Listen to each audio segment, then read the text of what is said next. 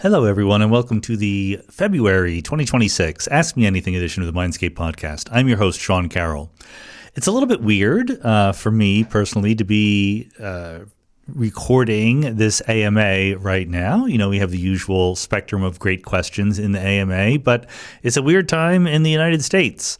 I like to, as you know, pretend that I'm talking potentially to people listening hundreds of years from now. I know that's not true. Most of the people who listen to the podcast are going to do so within a couple weeks or months of when it's released. But that pretend scenario lets me say things very clearly that are probably pretty obvious to everyone. So the thing I'm going to say is, here we are in the second Donald Trump administration, an administration which is becoming increasingly lawless and authoritarian.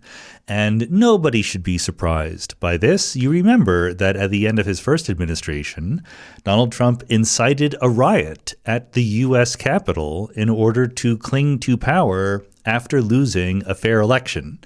Once that happens, it's completely inexplicable and inexcusable that he is allowed to run for president again. But as we've seen over the past few years, our elite institutions, whether it's the government or the media or whatever, are completely unprepared for the kind of situation that we're finding ourselves in, and they react very badly. And here he is, president again, with far fewer guardrails, because he didn't probably even expect to win the first election in 2016, and he had a certain number of fairly establishment figures in the administration, because, you know, you got to fill out those job posts somehow.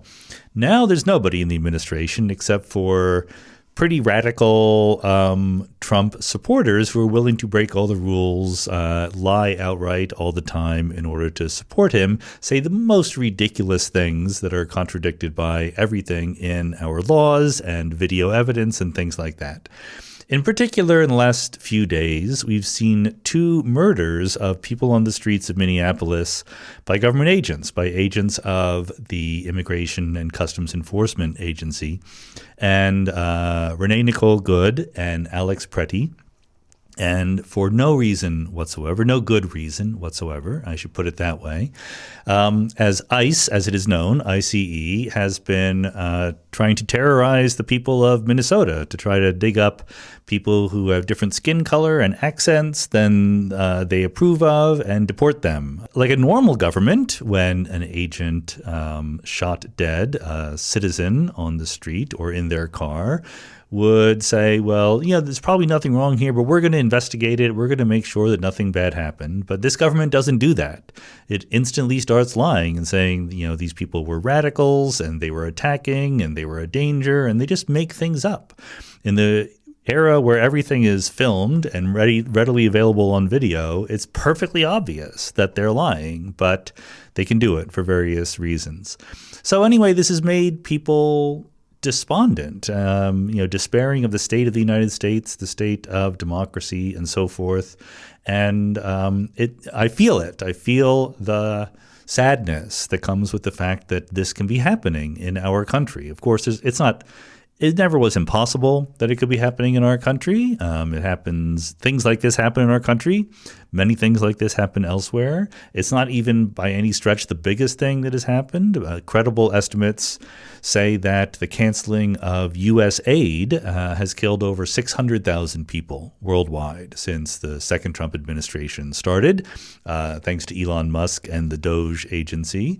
And so that's worse. But, you know, those people are far away. They don't sort of viscerally hit you quite as much as people who clearly, to a lot of Americans, could have been them. Someone just trying to get home in their car, or, you know, be an observer out on the street with a camera. So it is depressing, and it makes it weird to talk about physics and black holes and quantum mechanics. But as I've often said, you have to. You have to stand up to the terrible things that are going on. You have to fight in whatever way you can. And you also have to keep living your life. And I think that, you know, in my little tiny itsy bitsy infinitesimal way, recording an AMA is some contribution to continuing the life that we want to get back to living. And I think that's important to do. But the other thing is, and I think this is super duper important, there's a philosopher who I follow on Blue Sky, Olufemi Taiwo, a philosopher at Georgetown. And he's a great follow if you're on Blue Sky. He has this great quote that he sometimes pulls out under certain circumstances. He says, "I do not regret to inform you that we are going to win." And you know what? I think that's right. You never know for sure. No 100% credences here. But despite what has been going on in the past few weeks and long before that, we're going to win. The bad people are not going to win. They're going to try, and we should not in any way underestimate the extent that they will try. They will hold nothing back. They will stop at nothing. They will break all the rules. They will do their best. But for the most part, people are not in favor of this. People of the United States do not like that. It is not popular. We want something different than that. There are plenty of people, both in opinion polls and people I know personally, who regret supporting this disaster class that we're observing as our current administration. There's an enormous amount of damage that has been done, that will be done in the future, that will take decades or generations to try to fix if we're ever able to do it. But I do think eventually the good guys are going to triumph in this. It doesn't happen automatically. You have to do the work. There will be setbacks along the way. It's not always obvious what to do. Take all that as given. But I'm actually optimistic that the eventual picture is going to be a good one for us. And by us, I mean the people who believe in democracy and human rights and not shooting people on the street, things like that.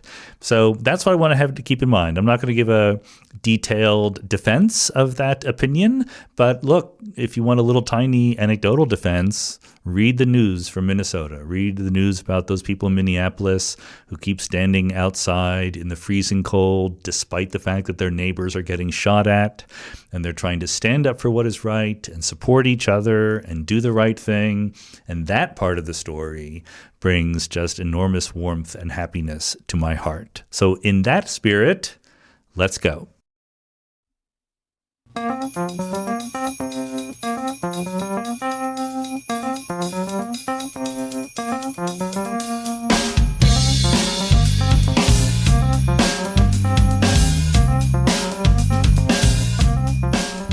David Lurfqvist says the DESI results, that's DESI, Dark Energy Spectroscopic Instrument, these results made some scientists question if the universe's expansion is actually accelerating, and some say it's now in favor of the Big Crunch model. What is your take? So this refers to a bunch of new experimental observational results. In fact, there was yet another little batch of results that came out from not DESI, the Dark Energy Spectroscopic Instrument, but DES, the Dark Energy Survey. The name Dark Energy is kind of sexy. Everyone wants to have it in the name of their experiment. So these results are slightly, not like very, very obviously, but slightly questioning the perfect fit that we've had for a long time between the cosmological data and what's known as the Lambda CDM model. Lambda CDM stands for lambda is the cosmological constant, the dark energy, not just that the dark energy exists, but that it is truly a cosmological constant, something that is not changing over time, but a true constant. And of course, CDM is cold dark matter. So the Lambda CDM model means that the dark energy is constant. That would make the universe accelerate about 70% of the energy density of the universe. So when we say that the data are in a little bit of tension with that model, usually the way that's interpreted, and this is apart from the Hubble tension, that's a different tension that we're talking about. This tension is just whether or not the best fit to the recent cosmologically speaking, evolution of the universe is a model with constant density dark energy, or whether it's better to have some dark energy that is changing with time gradually. And the new data say that, well, it's a little bit better maybe if the dark energy is changing slightly with time. Now, it's not at all a slam dunk. The data are not definitive. There's different sources, different ways of analyzing the data. You're trying to fit many different pieces of information together. That's why it's very hard to just throw out everything we know about Lambda CDM and have some different model, because there's lots of different reasons that we think that Lambda CDM does a good job. But anyway, it is absolutely possible that the dark energy density is changing with time. So that certainly does not mean either that the universe is not actually accelerating or that it's now in favor of a big crunch model. I don't even know how in the world any data right now could somehow tell you it's in favor of the big crunch model. The universe is not shrinking after all. And the dark energy density, even if the dark energy density goes away to zero, the universe would still not big crunch. It would just expand more and more slowly rather than an accelerated expansion. The Hubble parameter would just fade to zero rather than sticking at a constant non-zero value as it does with a true cosmological constant. So it could crunch if the dark energy actually became a negative energy density. That's possible. It's something we just don't know about. We don't have any great handle on why the dark energy would be changing with time at all. We're just open to the possibility. I mean, a big reason why I don't spend too much time thinking about it these days, I spent a lot of time thinking about it, 20 years ago, 25 years ago. But there's not a lot of motivation for doing it other than, maybe it's true, so let's be careful. Let's check to see whether or not it's true. And then, of course, you would learn a lot if you discovered that it was true. And you could hope that by allowing the dark energy to be variable rather than constant density, maybe you could solve some other problems. Maybe you could point toward a solution to the cosmological constant problem or the coincidence between the dark energy density and the matter density, etc. As far as I can tell, none of that has actually come true. That was sort of the hope in the early 2000s when we started thinking about these things, but it hasn't really come true. So I think that the cosmological constant is still by far where most of your credence should be. Schleier says, my understanding is that all prior decreases in complexity of the Earth's biosphere, aka mass extinctions, have been caused by extrinsic geological or astronomical events like asteroids, volcanoes, etc. When left to its own devices, the biosphere has always gotten more complex. If humans cause a sixth mass extinction, it would be the first time a product of the biosphere caused the system to lose complexity. Do you think the possibility of this says anything interesting about complex systems or where we might be in the long-term arc of complexity? So I don't think this is true, that the biosphere has never been sort of self-decomplexifying. I do think that there was this thing called the Great Oxidation Event, where we don't know a lot of details. It was too long ago, billions of years ago, right? But the very early Earth's atmosphere didn't have a lot of oxygen in it. There was early life forms that created a lot of oxygen and then started starving off the other early life forms. Now, maybe that wasn't a tremendous decrease in complexity just because there wasn't that many life forms around. I'm actually not very up on the details of the Great Oxidation Event, but it does tell you that this thing is the kind of thing that can happen. The reason I'm answering the question here is because I do think that it puts a finger on a crucially interesting aspect of complexity in general and biology in particular. There is a sense in which complex systems of the super complex forms like biological organisms are pretty fragile. The sense is that if you stop giving, let's just say, a grown-up eukaryotic vertebrate, for example, stop giving it oxygen or food or all sorts of other things, it will die, right? I mean, animals and plants die all the time.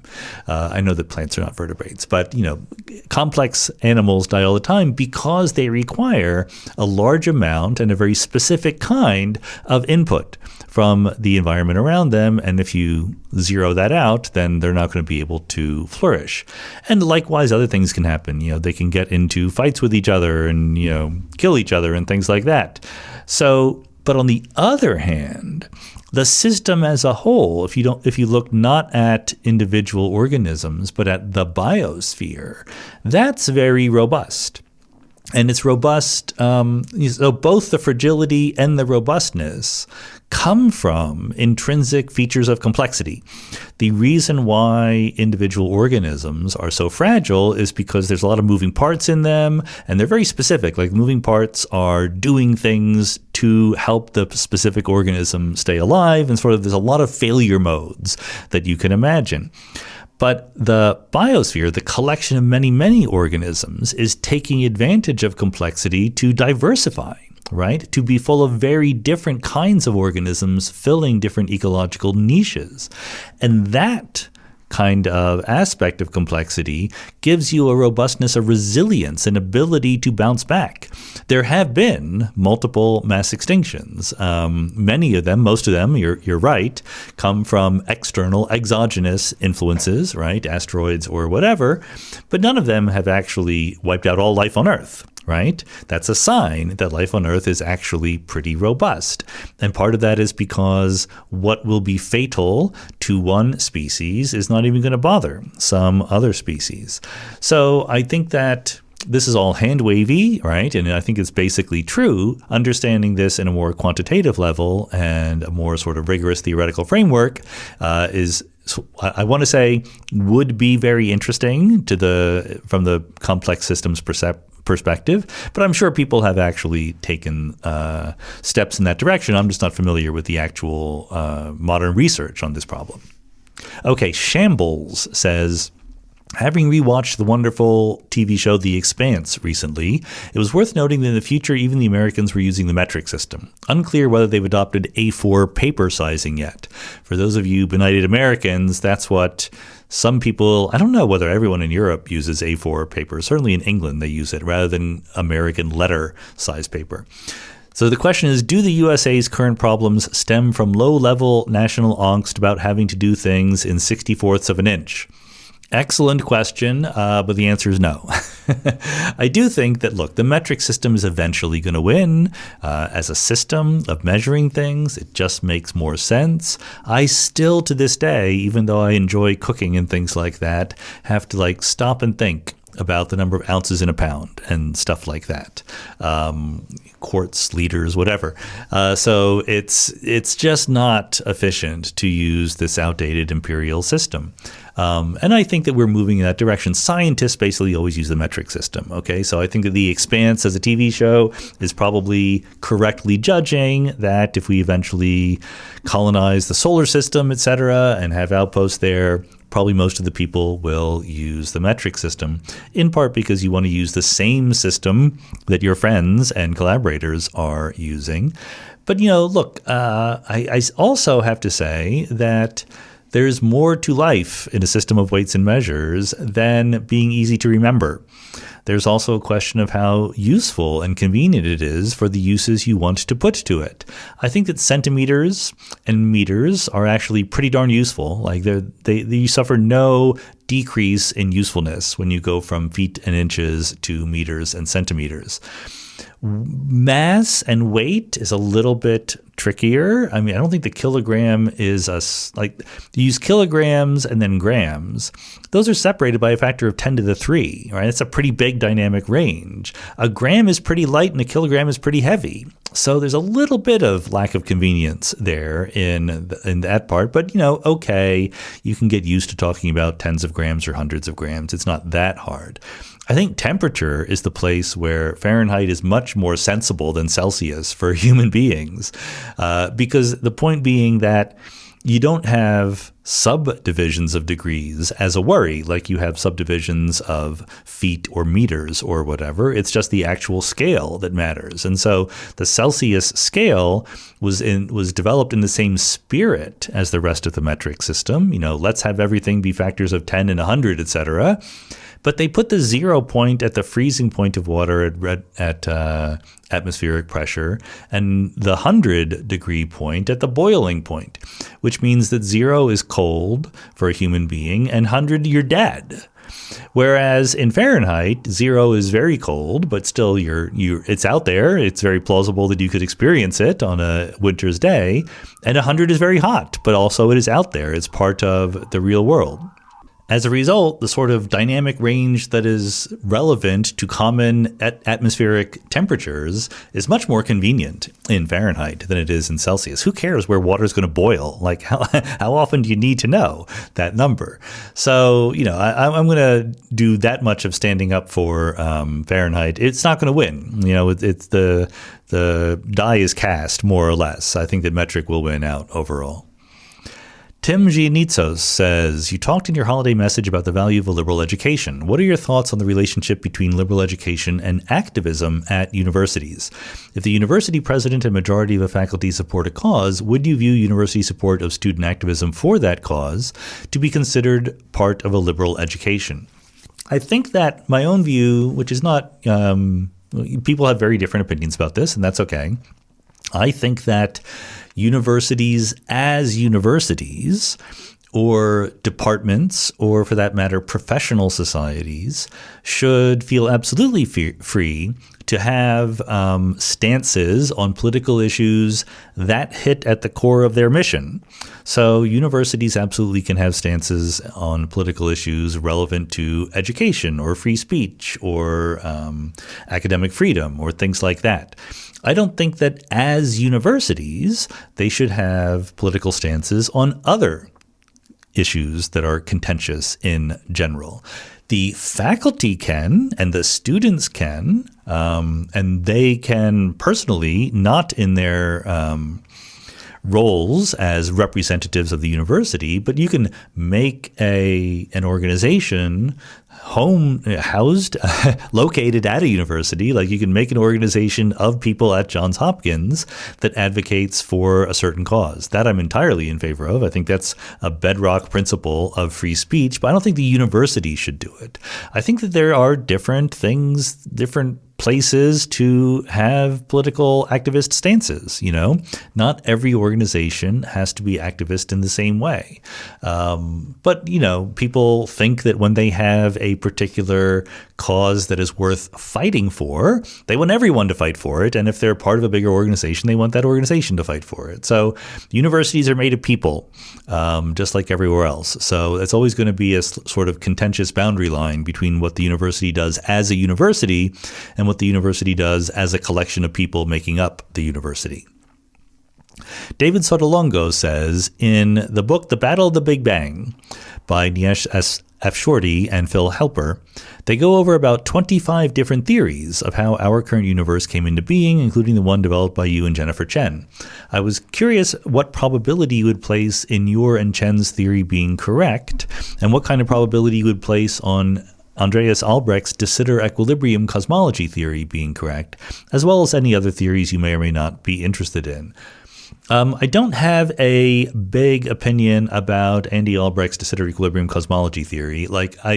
Andy and I are actually, in fact, I'm going to fly to Davis in a short number of days, and we're going to be chatting. Andy is a great guy, super good physicist, really has a wonderful taste for really important and interesting problems, and we often agree on things. We don't agree on this arrow of time stuff quite exactly. Andy Albrecht, by the way, famous for a couple of reasons. Famous for being one of the inventors of new inflationary cosmology, after Alan Guth invented old inflation. Also famous for helping to parameterize evolution in the dark energy, which we were just talking about measuring. And of course, he and Lorenzo Sorbo coined the term Boltzmann brains. I don't know if that makes you famous or infamous. But he has a theory, de Sitter equilibrium cosmology, that I truly don't understand. I've tried to understand it. I don't get it. So I don't have a strong feeling one way or the other. I would put aside the specific question of the scenario that Jenny Chen and I proposed, just because it involves speculative physics that even if we're roughly on the right track, I would expect that the correct theory would be much more, rigorous and advanced and specific about how baby universes come into existence or something like that. So in some sense, I think that our theory is like the sketch of a theory, an aspiration for a theory, rather than a full-blown theory all by itself. What we can do is talk about the different, what is more useful rather, is talking about the difference between different broad classes of approaches to the history of the universe as a whole. Let's put it that way. So one approach would be maybe the universe is just finite in time, right? Maybe there's a beginning and an end. Another approach is that there's a beginning, but there's not an end. Another approach is that there's neither a beginning nor an end. And under that last category, or even under several of these categories, when there's neither a beginning nor an end, etc., you can say, is there a symmetry where the past and future look roughly the same, or is there something deeply, deeply different from the past to the future? And I do think that the nice thing about the model that Jenny Chen and I put forward is that it's symmetric, and it's not especially fine-tuned, and it's eternal. So it doesn't beg the question about why the universe is so special and interesting at any point in time. I think that models like cyclic cosmology models, whether it's Steinhardt and Turok or Roger Penrose or whatever, they often have an arrow of time that is pointing eternally in the same direction, which requires an infinite amount of fine-tuning. And I think that that is very, very unlikely. But I think that either an eternal model where entropy and complexity increases without bound toward both the far, far future and the far, far past is perfectly plausible. The other thing I think is perfectly plausible is maybe time is emergent, and maybe there's not an infinite amount of time. Maybe there's just a finite amount of emergent time. And for some reason that we don't know yet, this is something I'm thinking about right now, but for some reason we haven't yet figured out, time is emergent, and at the beginning of emergent time, entropy looks low from some perspective that we would have to debate about what that means. I think either one of those is a well-defined possibility. In the latter possibility where time is emergent, I don't see why entropy would be low at the beginning of time if it had a beginning, but it could be. It absolutely could be. Stephen Hawking and Jim Hartle had some ideas about that, among others. So I think that, we have to calibrate the correct level at which we should be thinking hard about this. Of course, it's always good to write down specific models and to be as exact as you can and as clear as you can about what you think is happening. But you shouldn't think that any of the models for the whole eternal history of the universe, or even the finite history, if that's what it is, that we're writing down right now are like leading contenders to be right. They might move in the direction of being a leading contender to be right, but we just don't know enough about quantum gravity and the emergence of space-time to really be at that stage quite yet.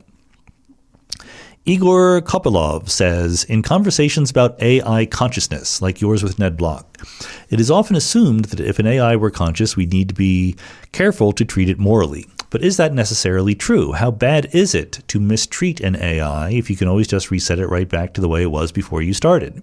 That seems like a really important difference between people and AI that isn't related to their experience of the world. I apologize if an AI ends up reading this and finds it deeply offensive. Well, I think that there's two answers to that. The simple and cheap one, which I think is still quite effective, is it is better to err on the side of not being a moral monster.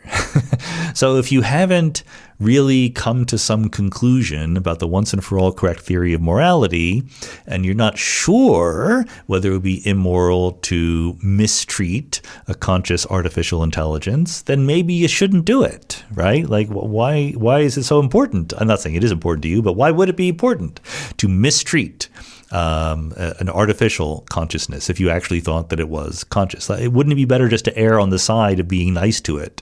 Not to mention, maybe you should want to be nice to it. But I think that the other interesting thing to say about it, not really an answer to the question, but sort of follow-up thought, is why are we moral to anybody, right? And the idea of AI consciousness or AI agency or whatever you want to call it makes us think hard about why we think it's important to be nice to other creatures, other sentient creatures, for one reason or another. I think that a lot of the reason why is because we think that the mistreatment, the lack of pleasure or the existence of pain or whatever, or the bad feelings that the sentient creature has that we are causing is intrinsically bad when you're doing it. The fact that maybe you can turn it off and reset it doesn't change the fact that you've done that bad thing. But the fact that AI is different, the fact that you can maybe turn it off and restart it in some way, opens up a different set of possibilities for thinking about these things. And I do think that our intuitions aren't necessarily up to the task of answering these questions. So I'm all in favor of thinking about them, but I think that until we really, really think we understand what's going on, probably it's better to be nice to the conscious AIs whenever they come along. Konstantin Hasen says, how concerned are you about the possibility that the USA is sliding into an authoritarian fascist regime? Many people here in Europe believe they are seeing the warning signs of this and are increasingly worried what can be done to prevent it. Well, as I said in the intro, if I have to bet at even money, I think that the United States will not actually become an authoritarian fascist regime. But I also think that it's not a 0% possibility. I don't even think it's a 1% possibility. The important fact to me is less trying to place the betting odds on the future evolution of the United States and more recognizing that there are forces currently in power who very much would like the United States to be an authoritarian fascist regime, and therefore we should try to do something about it. As I said in the intro, I think that most people don't want this. Even most Republicans don't want this. There was just a guy who was running for governor of some state, I'm going to forget, Iowa, but he was running, or no, actually it was Minnesota. It was actually Minnesota. And he's running as Republican. He's a Republican, and he stepped down. He resigned, or he left the race because he said he couldn't agree with how the National Republican Party was talking about his state of Minnesota. I think, we have to be able to hold both things in our minds at once. What is going on is really, really bad, and we can fight it and win. To say that we can fight it and win is not to minimize the badness. It's not to say that things aren't going to get worse. It's not to say that maybe we're wrong and we're not going to win and we should be very, very careful to keep up the fight so that it doesn't happen. None of that follows. I think that I'm still at a even money level optimistic about the future of democracy in the United States, but enormous, enormous harm is being done along the way, and we should try hard to prevent it. What can be done to prevent it? We have a system, and I know people don't want to hear this. The single most important thing is to make sure the system works, to vote, nothing drives me more crazy than a bunch of people who complain about the government and then don't vote, right? Or people who say that, both parties are the same, there's no point, they're both owned by the corporations, whatever. That's just know-nothing defeatism that is a huge reason why we're in the mess we're in right now. Now, people are going to say, well, the votes aren't going to count. They're going to try to overturn the election. Okay, well, let them try to do that and then fight that when that happens. But still, organizing, getting people out to vote, spreading the message of the good and democratic message as broadly as possible and convincingly as possible. There's no magic bullets here. It's not like, if we do this, everything will be fixed. It's hard work and it will never go away. 100 years from now, if we still have democracy in the United States, there will still be anti-democratic forces within the United States. And so it's like cleaning your room, It's not like you clean the room so well that you never have to clean it again.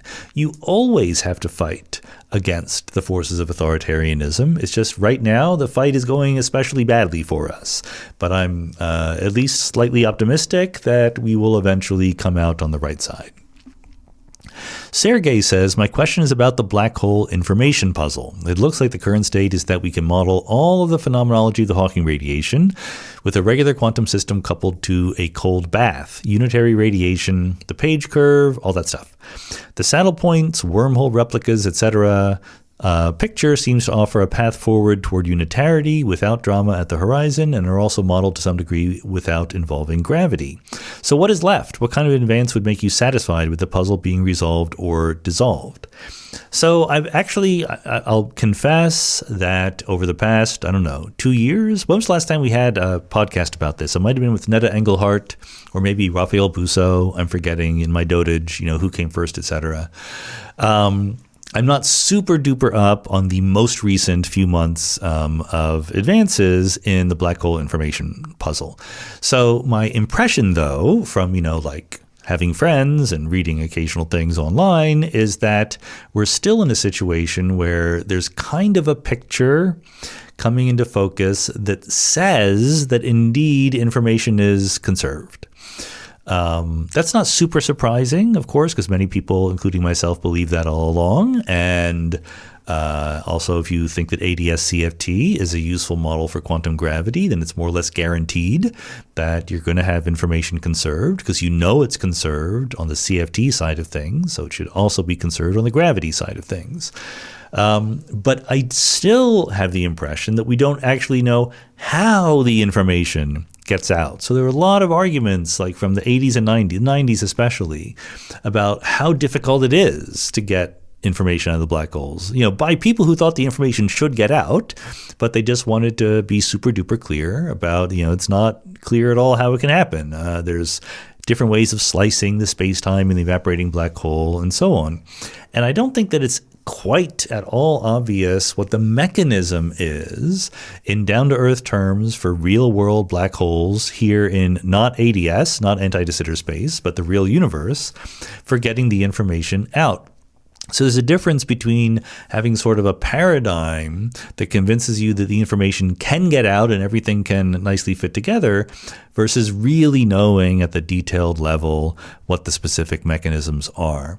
Maybe I'm wrong about that. Maybe someone out there knows what the specific mechanisms are. We should have someone on the show to talk about that. Aaron Anathema says that Stephen Wright, the comedian, once asked, if you're driving your car at the speed of light and you turn on your headlights, will they do anything? I'm pretty sure the answer is no, but I'm not sure exactly why. I'm guessing that it is because the universe, not the car, is the reference point, and therefore the photons simply can't go any faster. Is it that simple? So I'm answering this, even though I've answered very, very similar questions very frequently before. I want to give a once and for all answer to this, because I give the answer and the answer I give is correct, but people don't want to believe it. So I'm going to say right now, you should just believe it. Here is the answer. You can't drive a car at the speed of light and quote unquote turn on the headlights.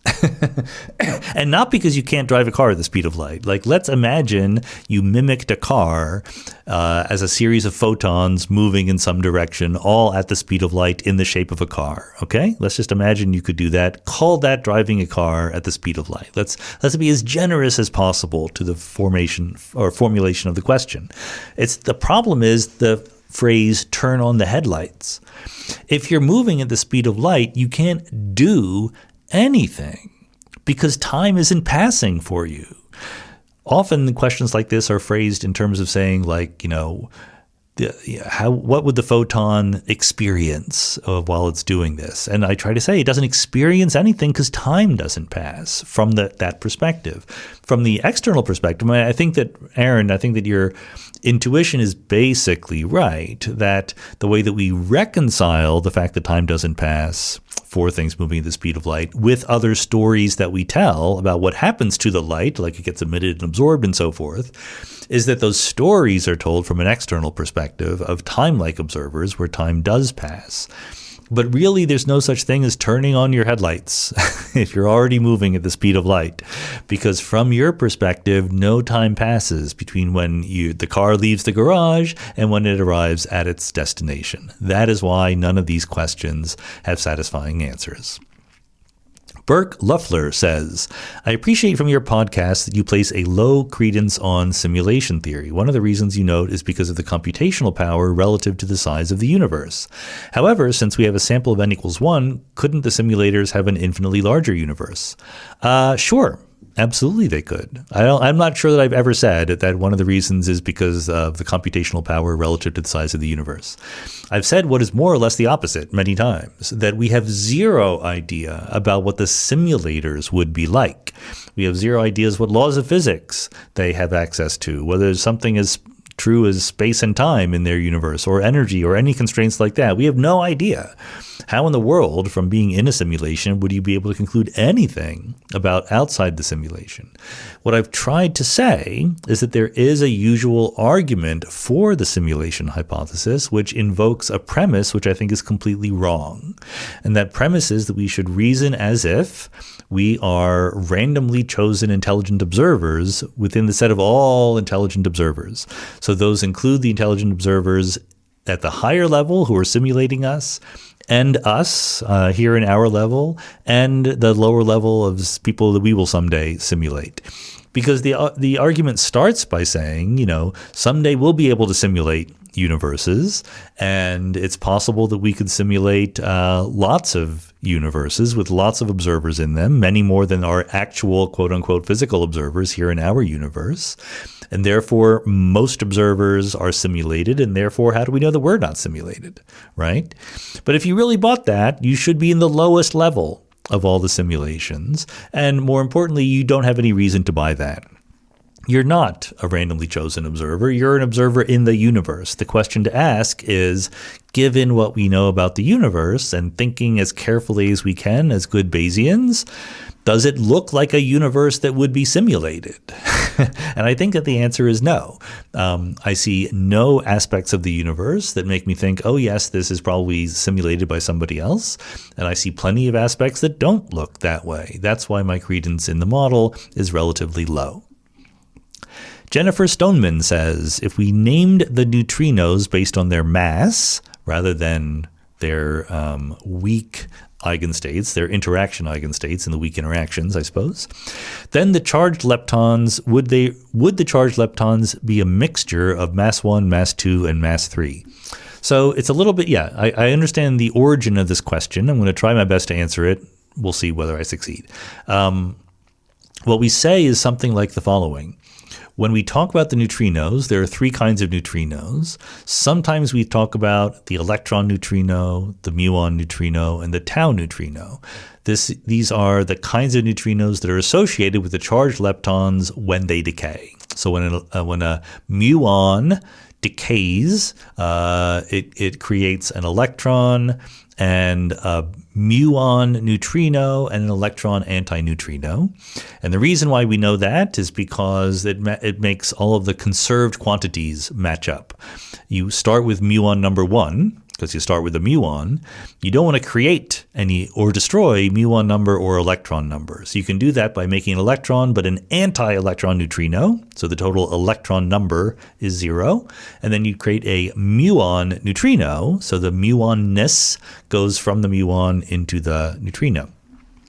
And so then we notice that the masses are not arranged the same way. What you call the lightest neutrino, the middleweight neutrino, and the heavyweight neutrino do not line up with the electron neutrino, the muon neutrino, and the tau neutrino. They're mixtures. This is what we talked about with Ryan Patterson. So what you call the electron neutrino is a mixture of the lightest neutrino, the middleweight neutrino, the heavyweight neutrino, and so are the other two. But we never sort of talk about the charged leptons, the electron, the muon, and the tau, as being somehow mixtures of different things. Why is that? Why is that not true? There's different ways to answer this one. I think one answer is you don't have to ever talk about that because you don't create charged leptons by the decay of neutrinos, because the neutrinos are much, much lighter, right? So charged leptons decay or interact and create neutrinos, yes, but the other way around just basically doesn't happen. There are interactions. This is why I said it's more complicated. There are subtleties where you can sort of collide neutrinos together and make things and so forth, but we don't sort of create neutrino flavor eigenstates that then have to be associated with different charged leptons. So we're fine talking about the charged leptons as always in their mass eigenstates. We know what the electron is, the muon is, the tau is. They're the ones that have the same masses. In fact, if you want to sort of clear things up in your mind, stop talking about electron neutrinos, muon neutrinos, tau neutrinos. Just say there's the light neutrino, the middleweight neutrino, the heavy neutrino, the mass eigenstates, and admit that when a muon decays, it's going to emit a superposition, a mixture of those three different kinds of neutrinos. It's a little bit sloppier to talk that way than to just talk about the muonness, etc., but it would be another valid way of talking. Sue says that Buddhist philosophy treats consciousness as dependently arisen, a process that exists only in relation to conditions rather than as a thing tied to a specific substrate. When you ask whether consciousness requires biology, do you see room within a naturalistic physicalism for this kind of dependent arising process-based view, or does consciousness ultimately have to bottom out in particular physical structures like brains? Well, I think that consciousness has to bottom out in some physical structures. I'm not sure whether when you say particular physical structures, you mean to imply that it would only be in brains. I'm open to consciousness existing in all sorts of different kinds of structures. And furthermore, I'm somewhat sympathetic to most of the words that you used in your statement about the process really being what matters rather than the stuff that is participating in the process. Having said that, I'm not especially enthusiastic about taking cues to the nature of consciousness from Buddhist philosophy, nor am I especially enthusiastic about taking cues about the nature of consciousness from indigenous American philosophy or Platonistic and Aristotelian philosophy or Islamic philosophy, Persian philosophy, African philosophy, any of those philosophies, Christian, Judeo philosophies. What do any of these things have to do with the nature of consciousness? They have ideas, but it's very much to me like cosmology, right? Like all of these different traditions of thought have often talked about different cosmological models. Plato had his cosmological model, Aristotle had his, there are Buddhist cosmologies, Hindu cosmologies, etc. So what? I don't care in some sense, right? Like some of them might have said things that kind of are considered to be plausibly correct today. Others did not say things. What matters is that the reason why they said those things is very, very different. The reason why, as we've often talked about, after the Big Bang model came on the scene, the Pope asked Georges Lemaitre to sort of declare victory, like, oh, the universe had a beginning, just like we Christians have always been saying. And Lemaitre said that's a bad idea because maybe someday they'll come up with a better model where there isn't a beginning. But the point is, the Christians never said that the universe started 14 billion years ago in a hot, dense state that later coalesced into billions of galaxies. They never said any of those things.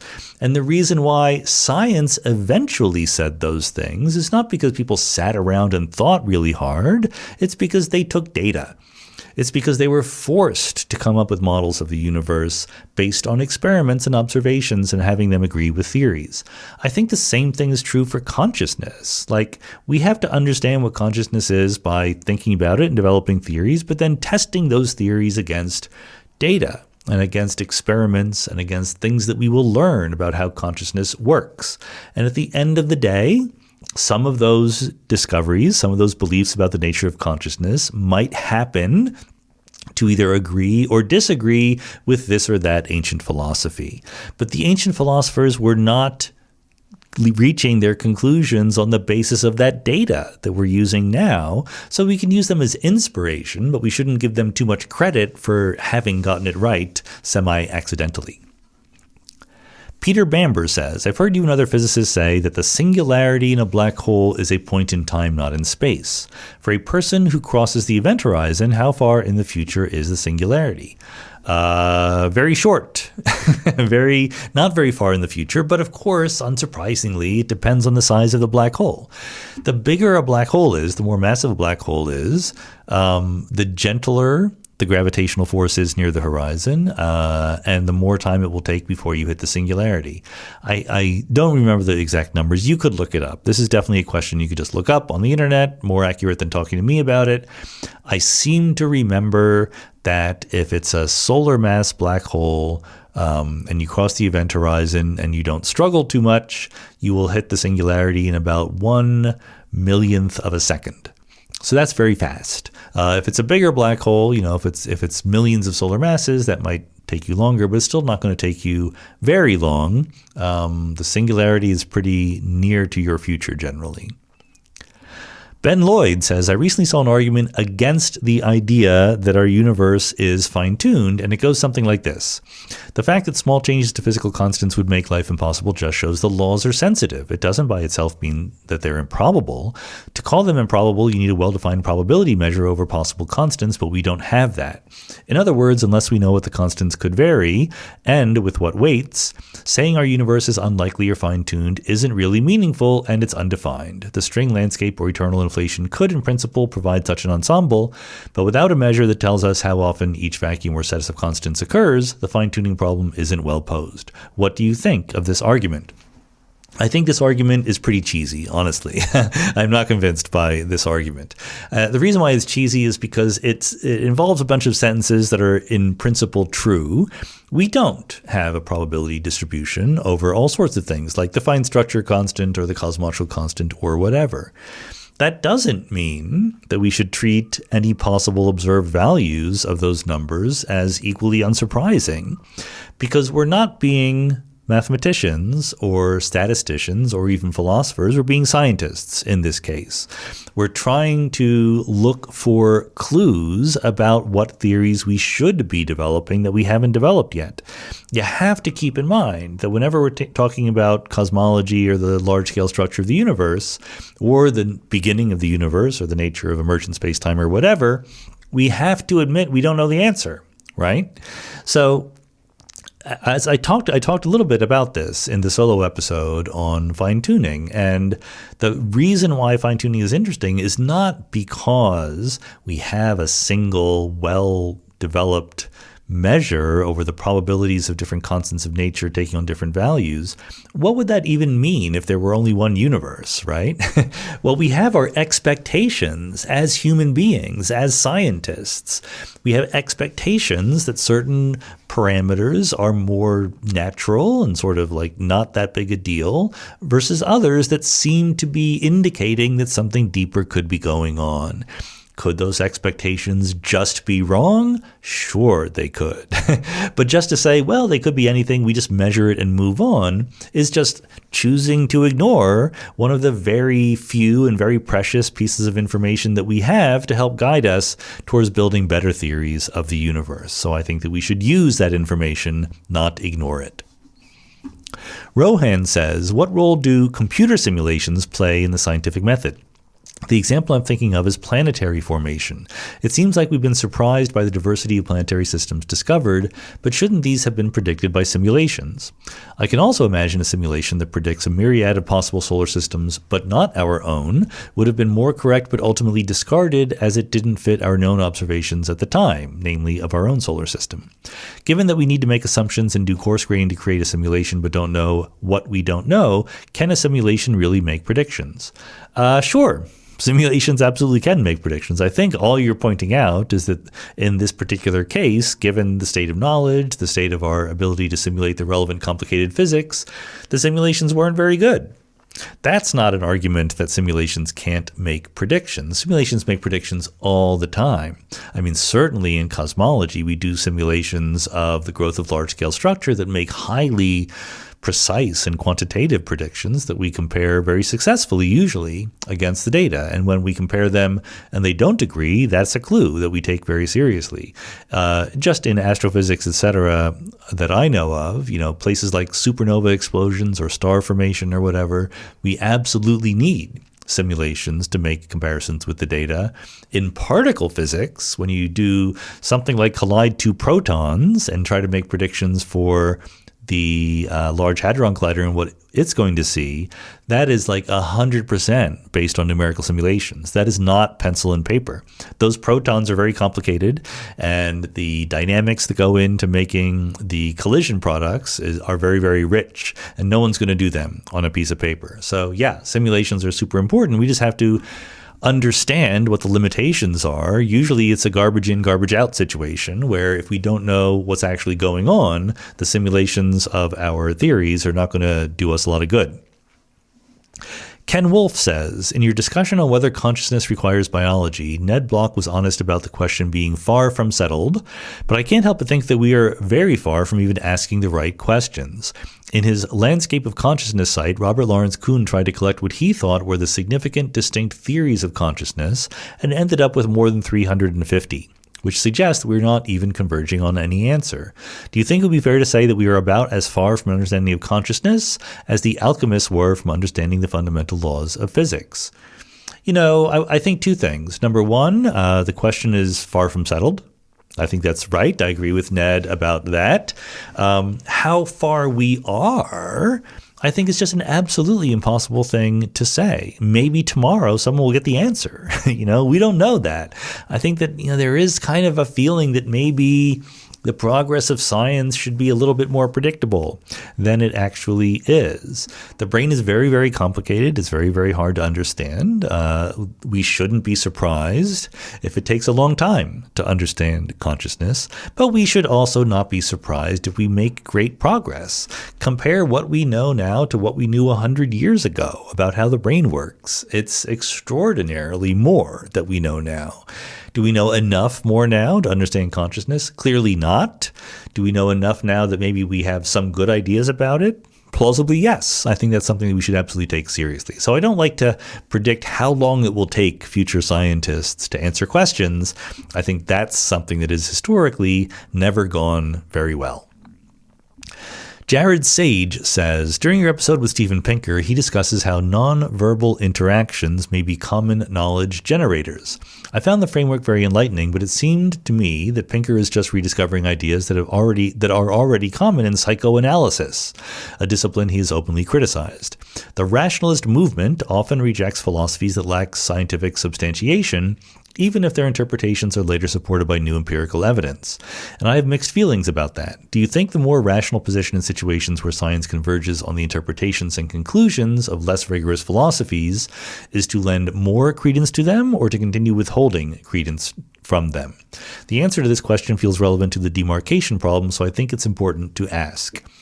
Yeah, I think that this is actually, maybe I should have grouped this together with the question about Buddhist philosophies and consciousness, because there's a similar thing going on. You're asking, there's, an attempt, an idea that we should be rigorous and scientific and develop theories about difficult things.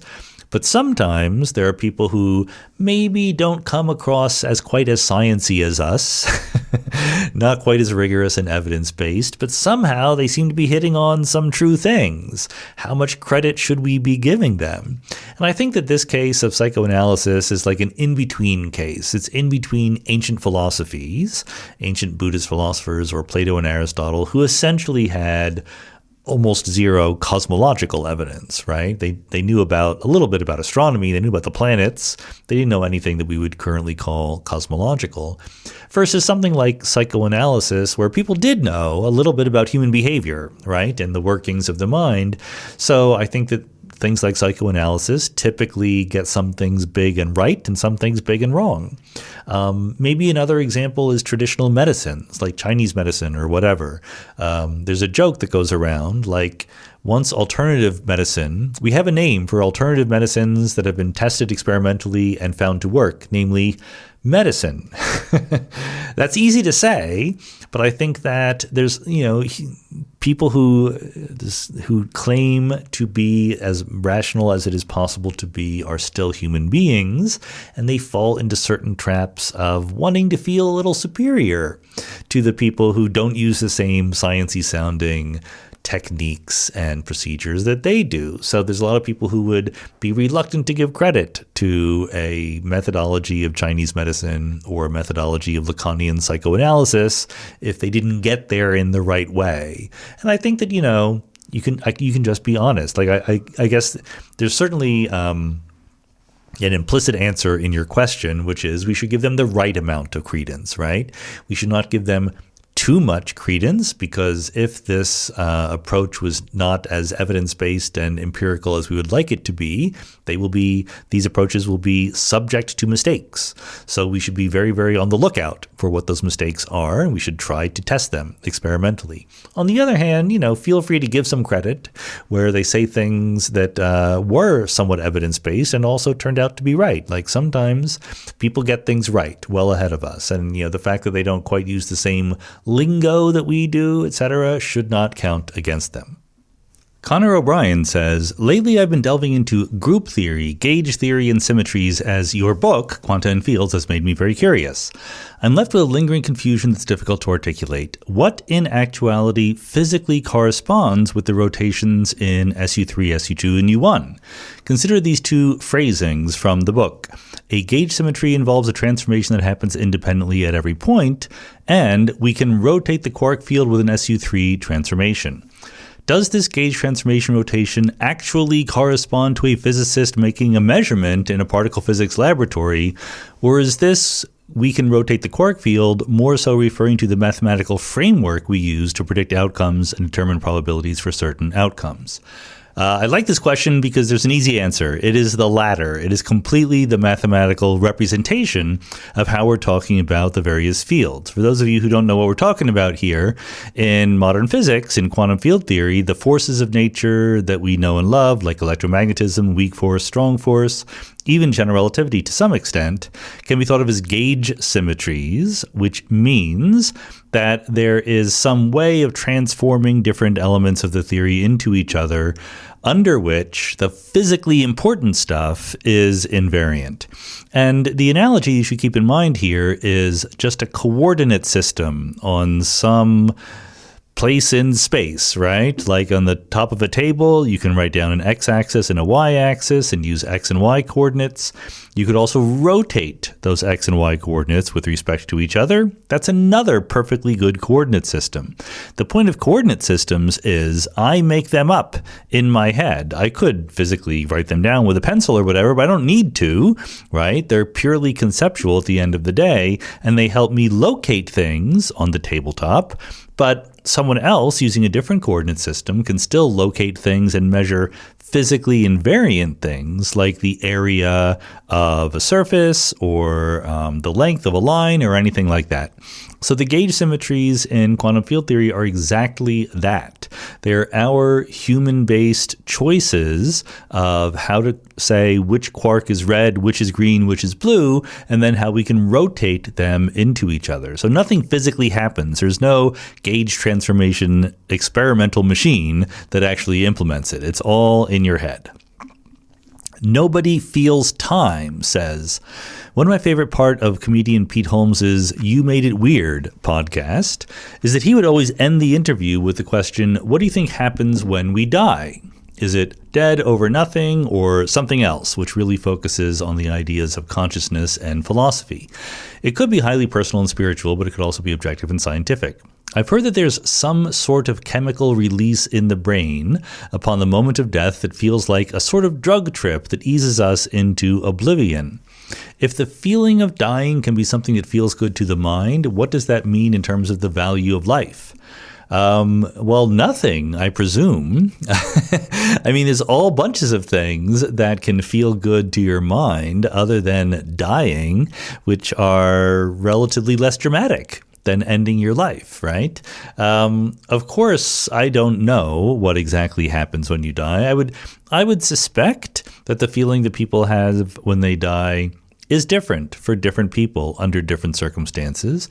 There may be some universal common thing that happens at that moment or in that process, but just because it feels good, or if it felt bad, that is almost completely negligible compared to the entire previous span of someone's life. I mean, to the extent that there is something we would recognize as a value in life, I hope that it matters what you've done over the long term, not just how you feel in the last few seconds. Gary says, is it wrong to think of a neutron star as being an enormous atomic nucleus? I think it's more wrong than right. You can define nucleus in different ways, and you can certainly define a nucleus in such a way that a neutron star would be included. But the differences to me are more important than the similarities. Importantly, the neutrons in the neutron star, and there's not only neutrons, like there's neutrons in the center of the neutron star, but there's also like a crust where there's still some protons and electrons flying around. But the neutron star is held together by gravity. The idea of a nucleus is that the nucleons, the protons and neutrons, are really held together by the strong nuclear force. In fact, they're held together by sort of the remnant strong nuclear force that spills outside of the nucleons themselves. In fact, it's a little bit misleading to think about the conventional picture of a nucleus when even I draw it this way. Like if you draw a little ball representing a proton and another little ball representing a neutron, and you have a bunch of balls sort of nestled up against each other, that's not really what a nucleus looks like. Even in a deuteron, the nucleus of deuterium, which is just one neutron, one proton, it's not like a dumbbell with a proton over here and the neutron over here. They all get smushed together. The quarks don't know that they're supposed to be partly in a proton and partly in a neutron. They're just in the deuteron, the combined system. So different nuclei can have different excited states and shapes and things like that, but all the quarks are living in there happily together. The neutron star is just a different thing because the gravity is doing all the work there. So there's not a lot of physics you can do that treats neutron stars and nuclei as more or less the same. Miro says, I'm planning to visit the United States, specifically the East Coast, in June and July to experience the World Cup and the U.S. semi-quincentennial. I'm very excited about seeing the U.S. in person, but clueless. Which sites and experiences would you recommend to a Mindscape listener for their first and possibly only visit to the East Coast? What's the best city for a July 4th celebration? I think under a lot of circumstances, it would be fun to go to Washington, D.C. for history reasons and things like that. There's a lot of museums and monuments and things like that, especially for a July 4th celebration.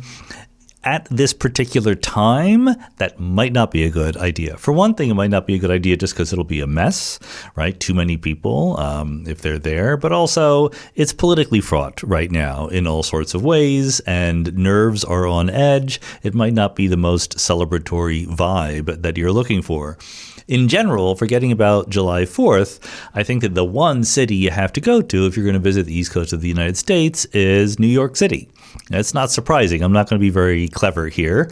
New York is one of the major cities of the world. It's pretty unique. There's a lot to do when you're there, and you're not going to run out of fun things to think about. I don't know of any specific July 4th celebrations going on. I'm not a real fireworks and July 4th celebration kind of guy myself. I'm not a parade kind of guy in general, but I'm sure there are fun things to do when you're there.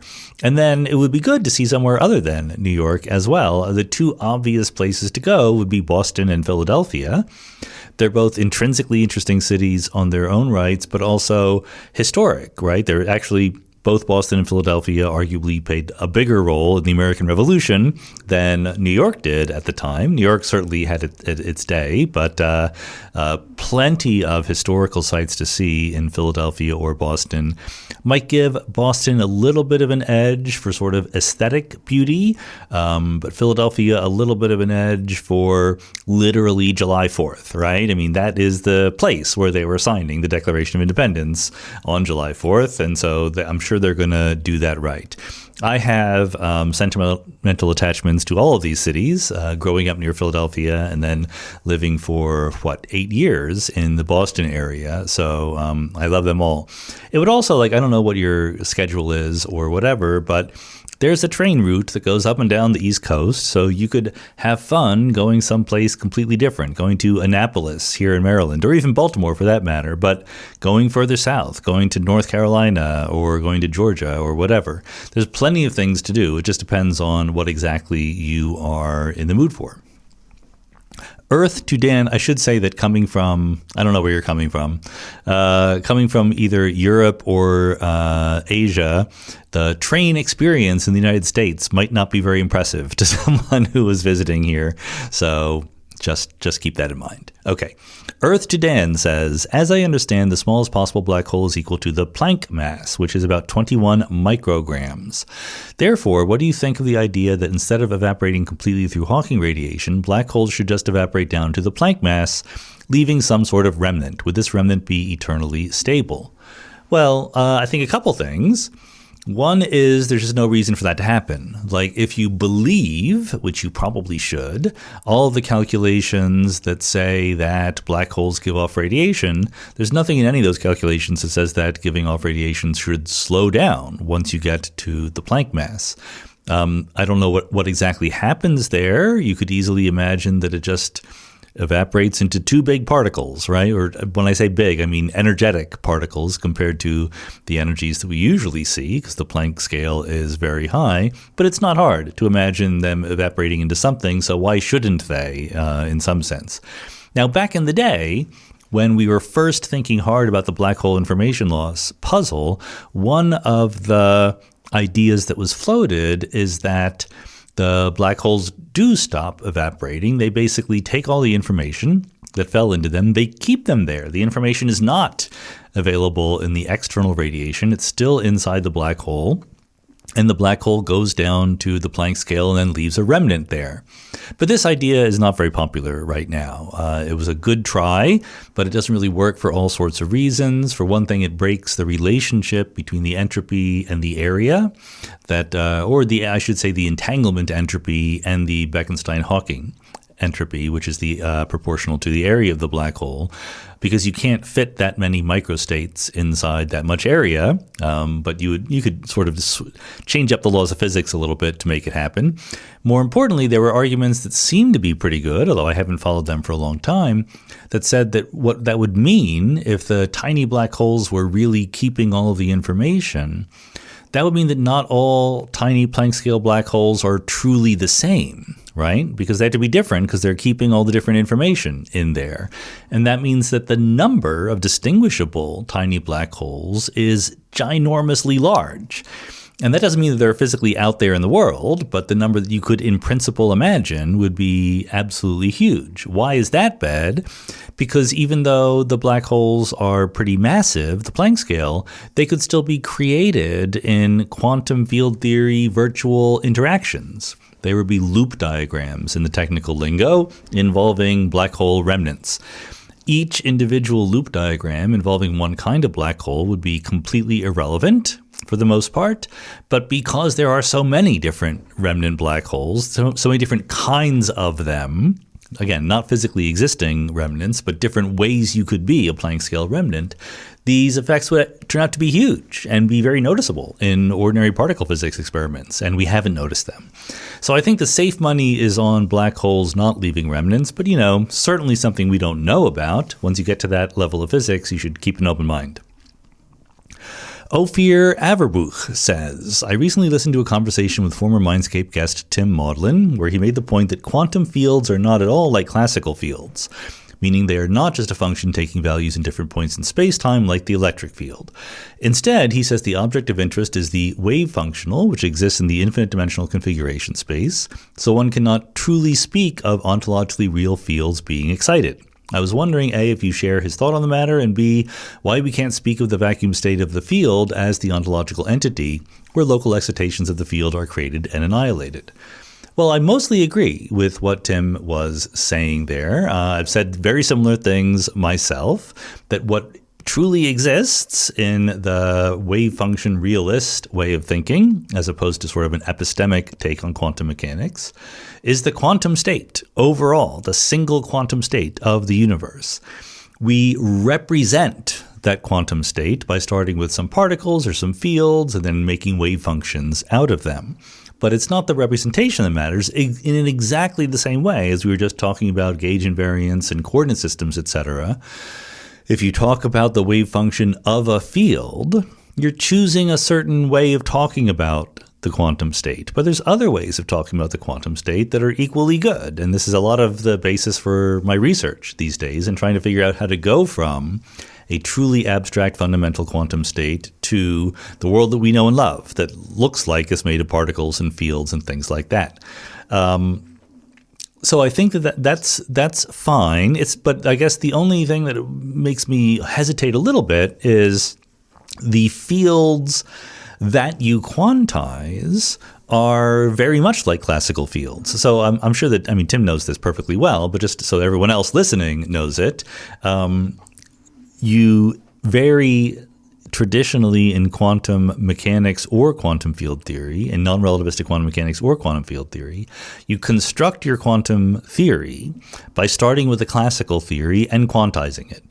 Nothing wrong with doing that. Nothing necessary about doing that either. And it might not work, and you might want to be careful about thinking about it, but there's nothing wrong with doing it in general. When you make quantum electrodynamics, for example, you start with a field representing electromagnetism, a field representing the positron and the electron, and then you quantize them. You add, you plug them into the quantum making machine, and you pop out a theory of wave functions in Hilbert space. So the thing that you start with, this is what I'm trying to emphasize, really is just like a classical field. You take classical fields and you quantize it. The things you're quantizing to make quantum field theory are the same as the classical fields you thought you had in the 1870s. Okay, I'm going to group a bunch of questions together. Hopefully I can remember in my mind what they're all about, but there's a bunch of questions following the podcast with Ned Block that are kind of bumping up next to each other, so I'm just going to read them all together, and then we'll see where we go. Sam Wagoner says, I really enjoyed your conversation with Ned Block. It was especially interesting to me because, by coincidence, I had just watched your debate with Philip Goff about panpsychism versus physicalism. Can you comment on the relationship between computational functionalism and the philosophical zombie thought experiment? Do your changing views on the former impact how you think about the latter? Aman Nilapa says, the episode with Ned Block was very interesting, as was your admission of the change in your views on computational functionalism. But I was left unconvinced by the claim that it may not be possible to model consciousness as a computation. It seemed to me that even if Ned is right, all that would mean is that the process we need to model is more complex than what happens in our brains, complex as it is. He mentioned a freezing example, which I just could not grasp, but seemed more to suggest some substrate dependence-like argument to me. What, according to you, is the strongman argument, which, if true, would lead to a refutal is what is written here, but I think refutation is what is meant, of computational functionalism view of consciousness. Kyle Stevens says, can you clarify your recent change in view on computational functionalism? My takeaway from the episode from Ned Block was not that computational functionalism is wrong per se, but rather that the necessary computations may simply be more complex than we may have imagined. And finally, Zach McKinney says, in your reflections, which Patreon supporters, by the way, get access to reflections I do after every episode, just a very brief couple minutes of me chit-chatting in the wake of whatever happened. So Zach says, in your reflections on the episode with Ned Block, you mentioned that you still believe consciousness could be instantiated in silico, but you don't think LLMs and other current forms of AI are there yet. What sorts of evidence from future AI models and systems would make you begin to suspect the presence of consciousness?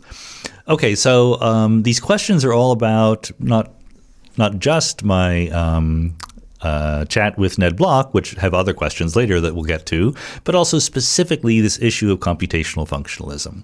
And so let me just give you the background of what I'm trying to say here, or the quick version of what I'm trying to say here. What is computational functionalism? It's a view of, and again, I'm not the expert. I always like to let you know I'm not the expert on theories of mind or anything like that. But the basic idea is right there on the tin. When it says computational functionalism, it says that what is happening in consciousness or in the mind more generally is that the mind is computing things for some function, for some purpose. What matters is the computation of, going back to Alan Turing, and the reason why Turing thought that the Turing test was a good idea, which he called the imitation game, is because he thought that if a computer or an artificial agent could give outputs to inputs with respect to inputs that seemed indistinguishable from the outputs that a human being would give, then for all intents and purposes, it's a human being. It thinks like a human being anyway, so it's just as conscious as a human being is. So I think that the idea that is the right way to judge consciousness has more or less evaporated. Like, very few people believe that. There's more to consciousness than fooling some people into thinking that what you're talking to is a human being. Now, what is the alternative to computational functionalism? So there's one ambiguity that we have to get on the table right away, which is, what do you mean by a computation? And this is very much something that Ned and I talked about, and he agreed that it's a little vague. What do you mean by a computation? There is a perspective, that you can get in people like Seth Lloyd, the quantum physicist at MIT, who wrote a book, I think, called The Computational Universe or something like that. And to him, basically everything that happens in the world is a computation. 2 billiard balls bump into each other, that's a computation. An electron orbits a hydrogen atom, that's a computation. So, okay, if that's your definition of computation, and you're a physicalist about the world, about consciousness in particular, then computational somethingism sounds right about consciousness, because what else could it be? Like everything physical is a computation, then so is consciousness. But I think that there's that's not a very useful definition of computational functionalism. I think that the more meaty, substantive one is really closer to what I just said, that what matters is the input mapped to the output, right? That's the sort of spirit of computational functionalism, is that what you really are looking for in your explanation of consciousness is an explanation of why certain inputs get certain outputs from the mind. And I think that is what I see more clearly now is not at all implied by physicalism. So Ned and Anil Seth, who also talks about very, very similar things, and I are all thoroughgoing physicalists, okay? We don't think that there's any spooky stuff there involved in consciousness. There are some other people who do think that there's spooky stuff, including some of Ned's colleagues, but we're not in that camp, okay?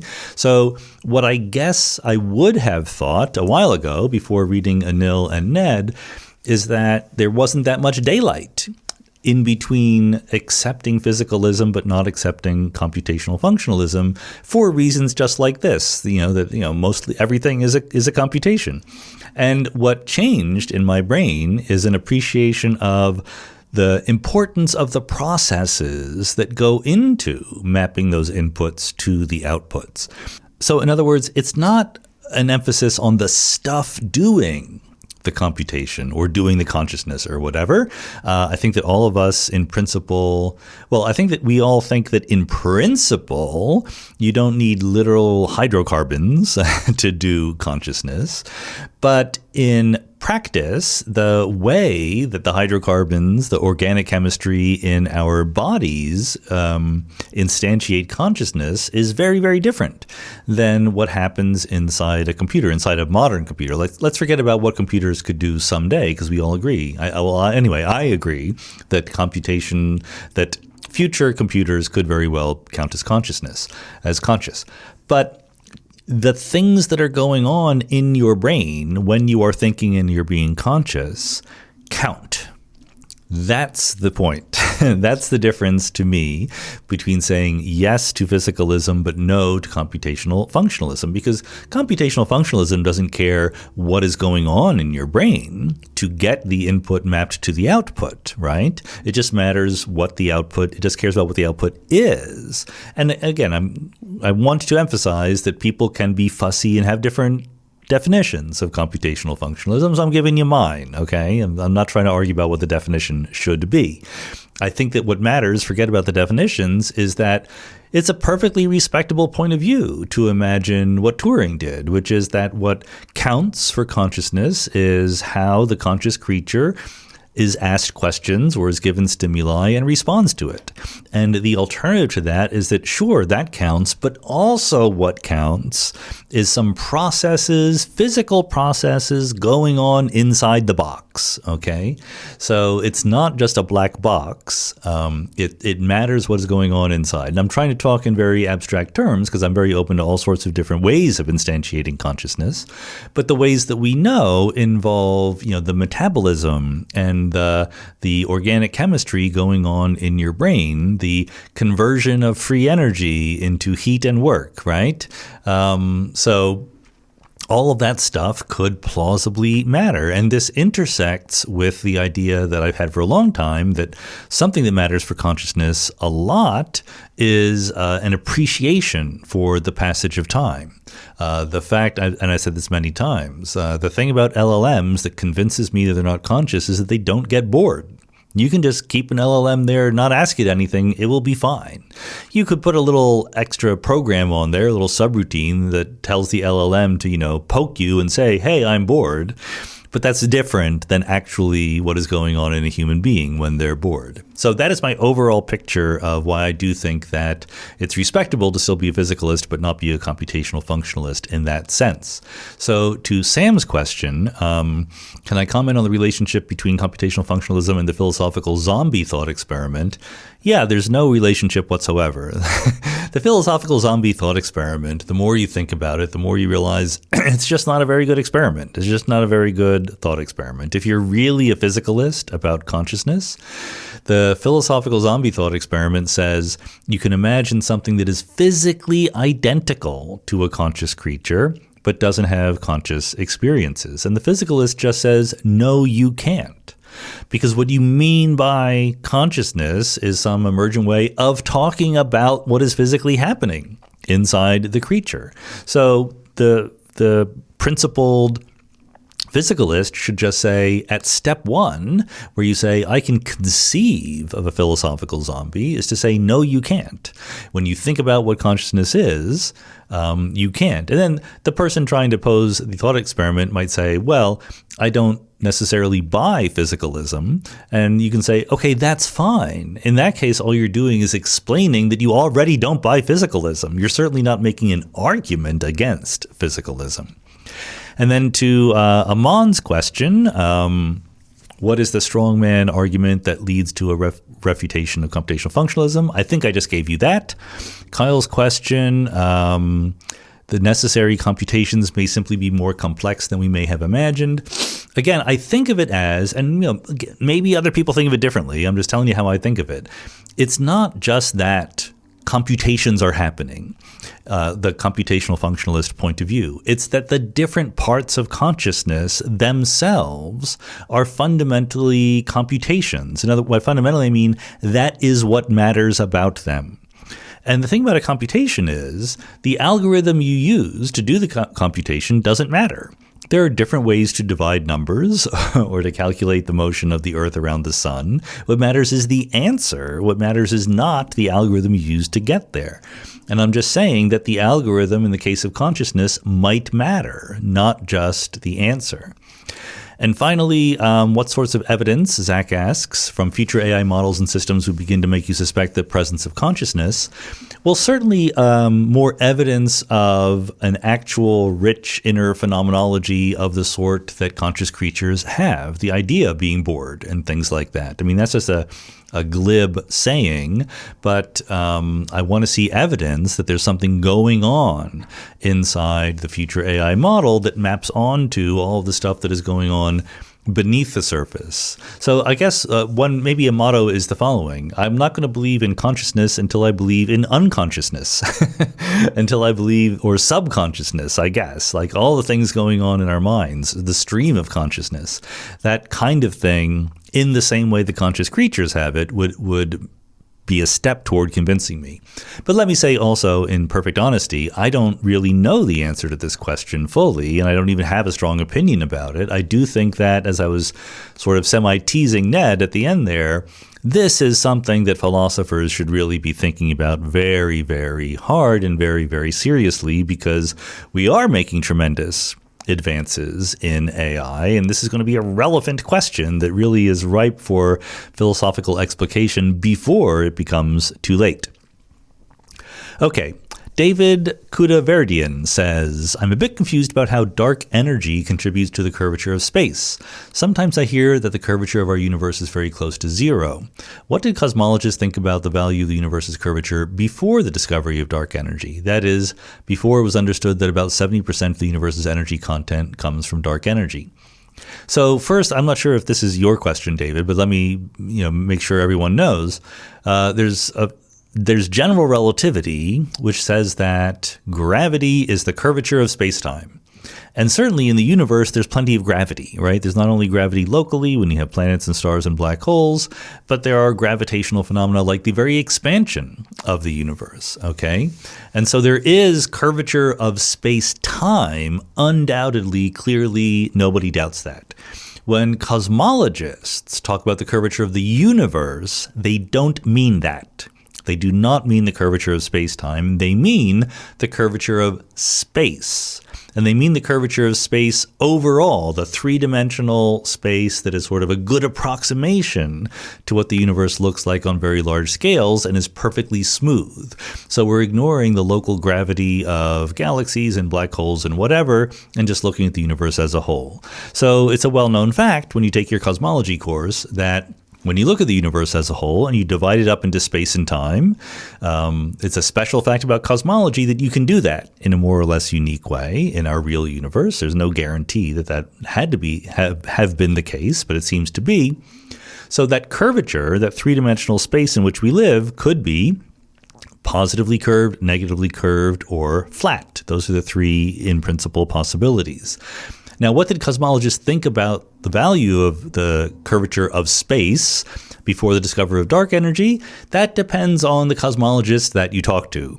So, because I was there in the late 80s, early 90s, when I first became sort of a professional scientist thinking about these things, and I saw very clearly, if you talk to particle physicists, theoretical particle physicists especially, they had two things in mind. Number one, they had the flatness problem in mind. The flatness problem is the idea that if there are any substantial curvature of space at very, very early times in the history of the universe, that would grow with respect to the contributions from matter and radiation over time. So therefore, it's unstable. Like if there's a little bit of curvature at early times, it would become a lot of curvature now. And we knew there wasn't a lot of curvature. We knew it wasn't overwhelming. There's a good amount of matter and energy in the universe. So most particle physicists, just on naturalness grounds, would have said that the universe was probably spatially flat. And then, of course, you have the theory of inflation. And inflation more or less predicts that the universe is spatially flat. So that was an extra reason for them to think that. But then there were the observational astronomers and cosmologists who were actually out there measuring stuff in the universe. And in the early 90s, there was already a very strong feeling among observers that if the universe were spatially flat, that implies a certain amount of matter in the universe, and we've looked for it and we can't find it.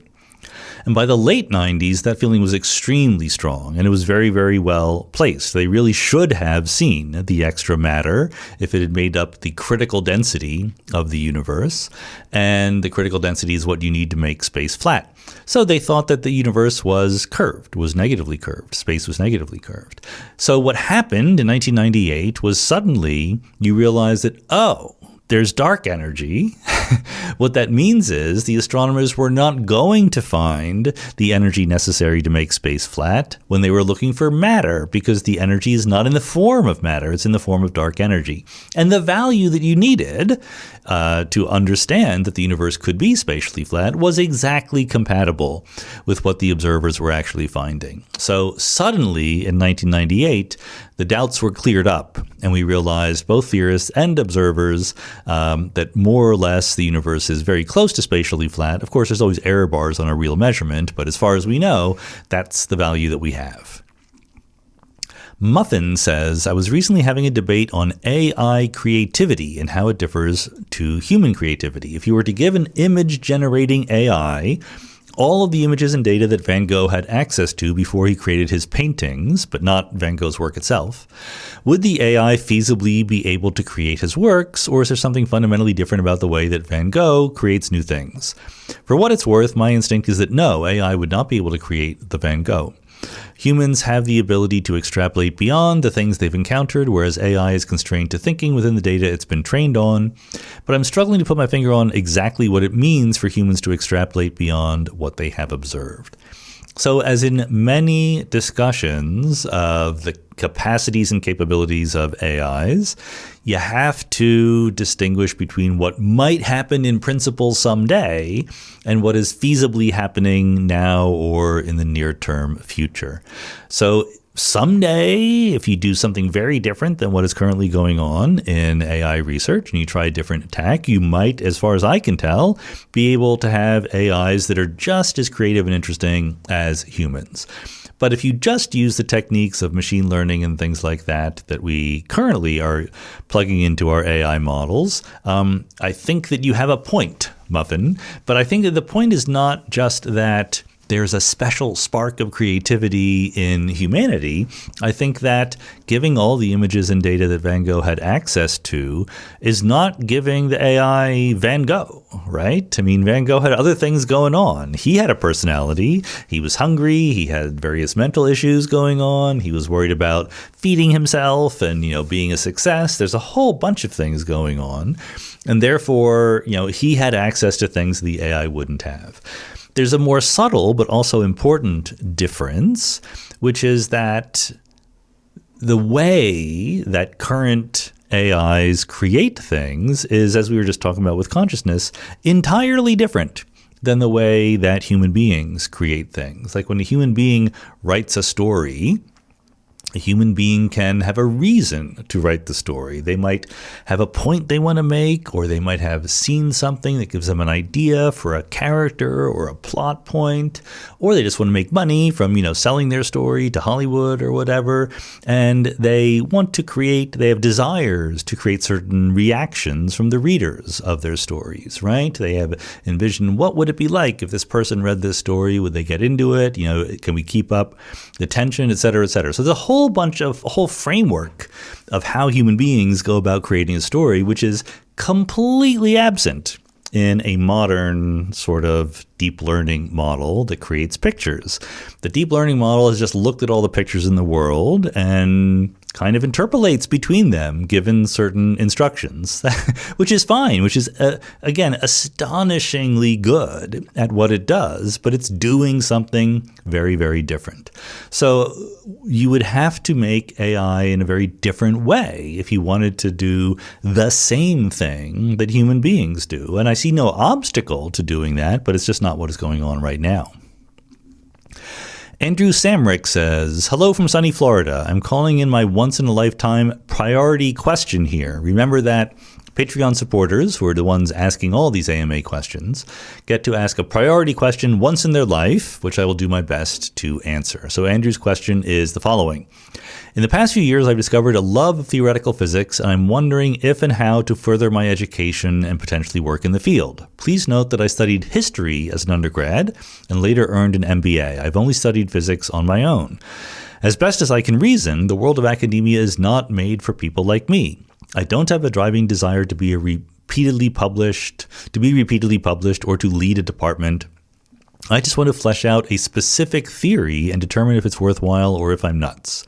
I'm now in a situation where I can visualize field and energy flows, but I lack the mathematical background to communicate my ideas, and I lack the overarching background to define and distill my ideas into a defensible thesis. So what does a 52-year-old former businessman do in a situation such as this? Is it head back for a PhD, if that can help me move forward? But I don't know if finding a decent advisor in South Florida is going to be sufficient to move my idea along. And before that, would you suggest an undergraduate or graduate degree in physics and or math? Is it better to find a partner for the quantitative portions? So let me be super duper honest right from the start about I want to emphasize that I personally think it's a bad idea to try to learn physics specifically to develop an idea you already have. I think it's a great idea to learn physics. I think it's a great idea to learn physics well enough that you can do research in physics. But the idea that you have a really good theory, but just not the math to spell it out is very, very unlikely to be true. The theories that we have now that are successful in the last 100 years of physics plus are all really deeply mathematical from the start. You just don't have like a picture and then say all I need is the math to back it up. All of us theoretical physicists propose theories, and you have to write down the equations to see whether or not the ideas that you have give you a plausible result. If you haven't done that, then you don't have a plausible theory or even a promising theory right now.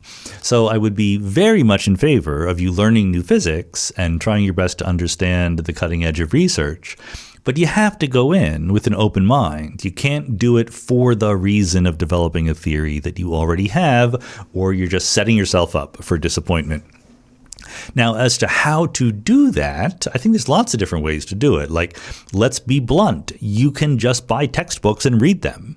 That's not that hard. It's not a mystery. You can find online all sorts of curricula that, look up a university webpage, or Gerard de Tufte, the Nobel Prize-winning physicist, has a whole webpage where he sets out a curriculum to become a good theoretical physicist, if that's what you want to do, including links to textbooks that you can buy. And now you might say, well, I'm not good at learning from reading textbooks. So that's a warning sign. If you're not good at learning from reading textbooks, that's a warning sign that's going to be hard for you to learn the requisite physics. Of course, I do think it's easier to learn if you're taking classes and have other people to talk to and can go to lectures and do problems and get them graded and things like that. So going to a university and studying is definitely the standard way of doing something like this. Again, I would not do it because you want to spell out your theory, because you want to learn physics. That's the defensible reason for doing it. And I don't think that South Florida is lacking in places that you can go to learn the requisite physics. Now, can you learn the requisite physics? Is it too hard or whatever? I don't know. I always think that these things are worth a try. You don't want to decide ahead of time it's too hard, therefore you don't try. You might buy a book. You might say, like, what is my current level of physics? Is it like a freshman, or is it like a beginning graduate student? Find out what kinds of books those people are supposed to be reading. Buy a good example of such a book. Try to read it. Are you finding that, okay, it's a challenge, but it's not insuperable? You can see how, if you really put your mind to this, you would make progress? Or are you finding like, oh my goodness, this is just not speaking to me in any way at all? So I think that you can judge for yourself whether or not this is something that would be fruitful for you to pursue or not. And then, if the going to classes thing doesn't work out, there are online classes, there's MOOCs, there are various discussion groups online where you can ask questions, there's ChatGPT, there's AIs. Like, that's something AI is really good at, helping you learn a new subject. You have to always worry that there's occasional hallucinations, but the great thing about AI is that it's like, I think of the modern large language models as basically dynamical search engines, right? You can search for knowledge that is already out there, not generating new knowledge, but search for knowledge that's already out there in a really flexible, interactive way. What better gift to people who want to learn things than that?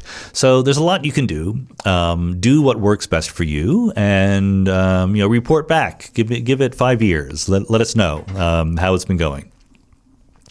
C. Branch says, I enjoyed your Romance of the University holiday message, and while I fully agree with your take on the value of the college experience, it made me wonder whether you have any thoughts on Michael Sandel's argument that Trump voters were motivated by the perception that credentialed elites look down on them.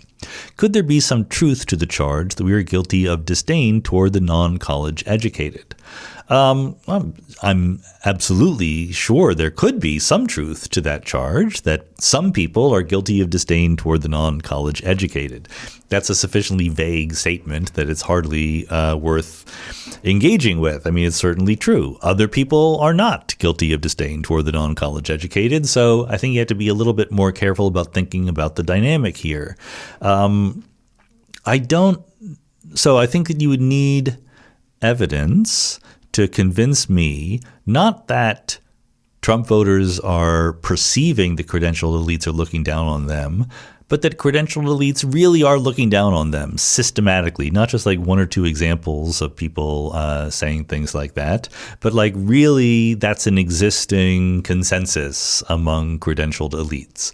If you can find evidence for that, that would be very interesting, but I suspect it would be harder than you might think.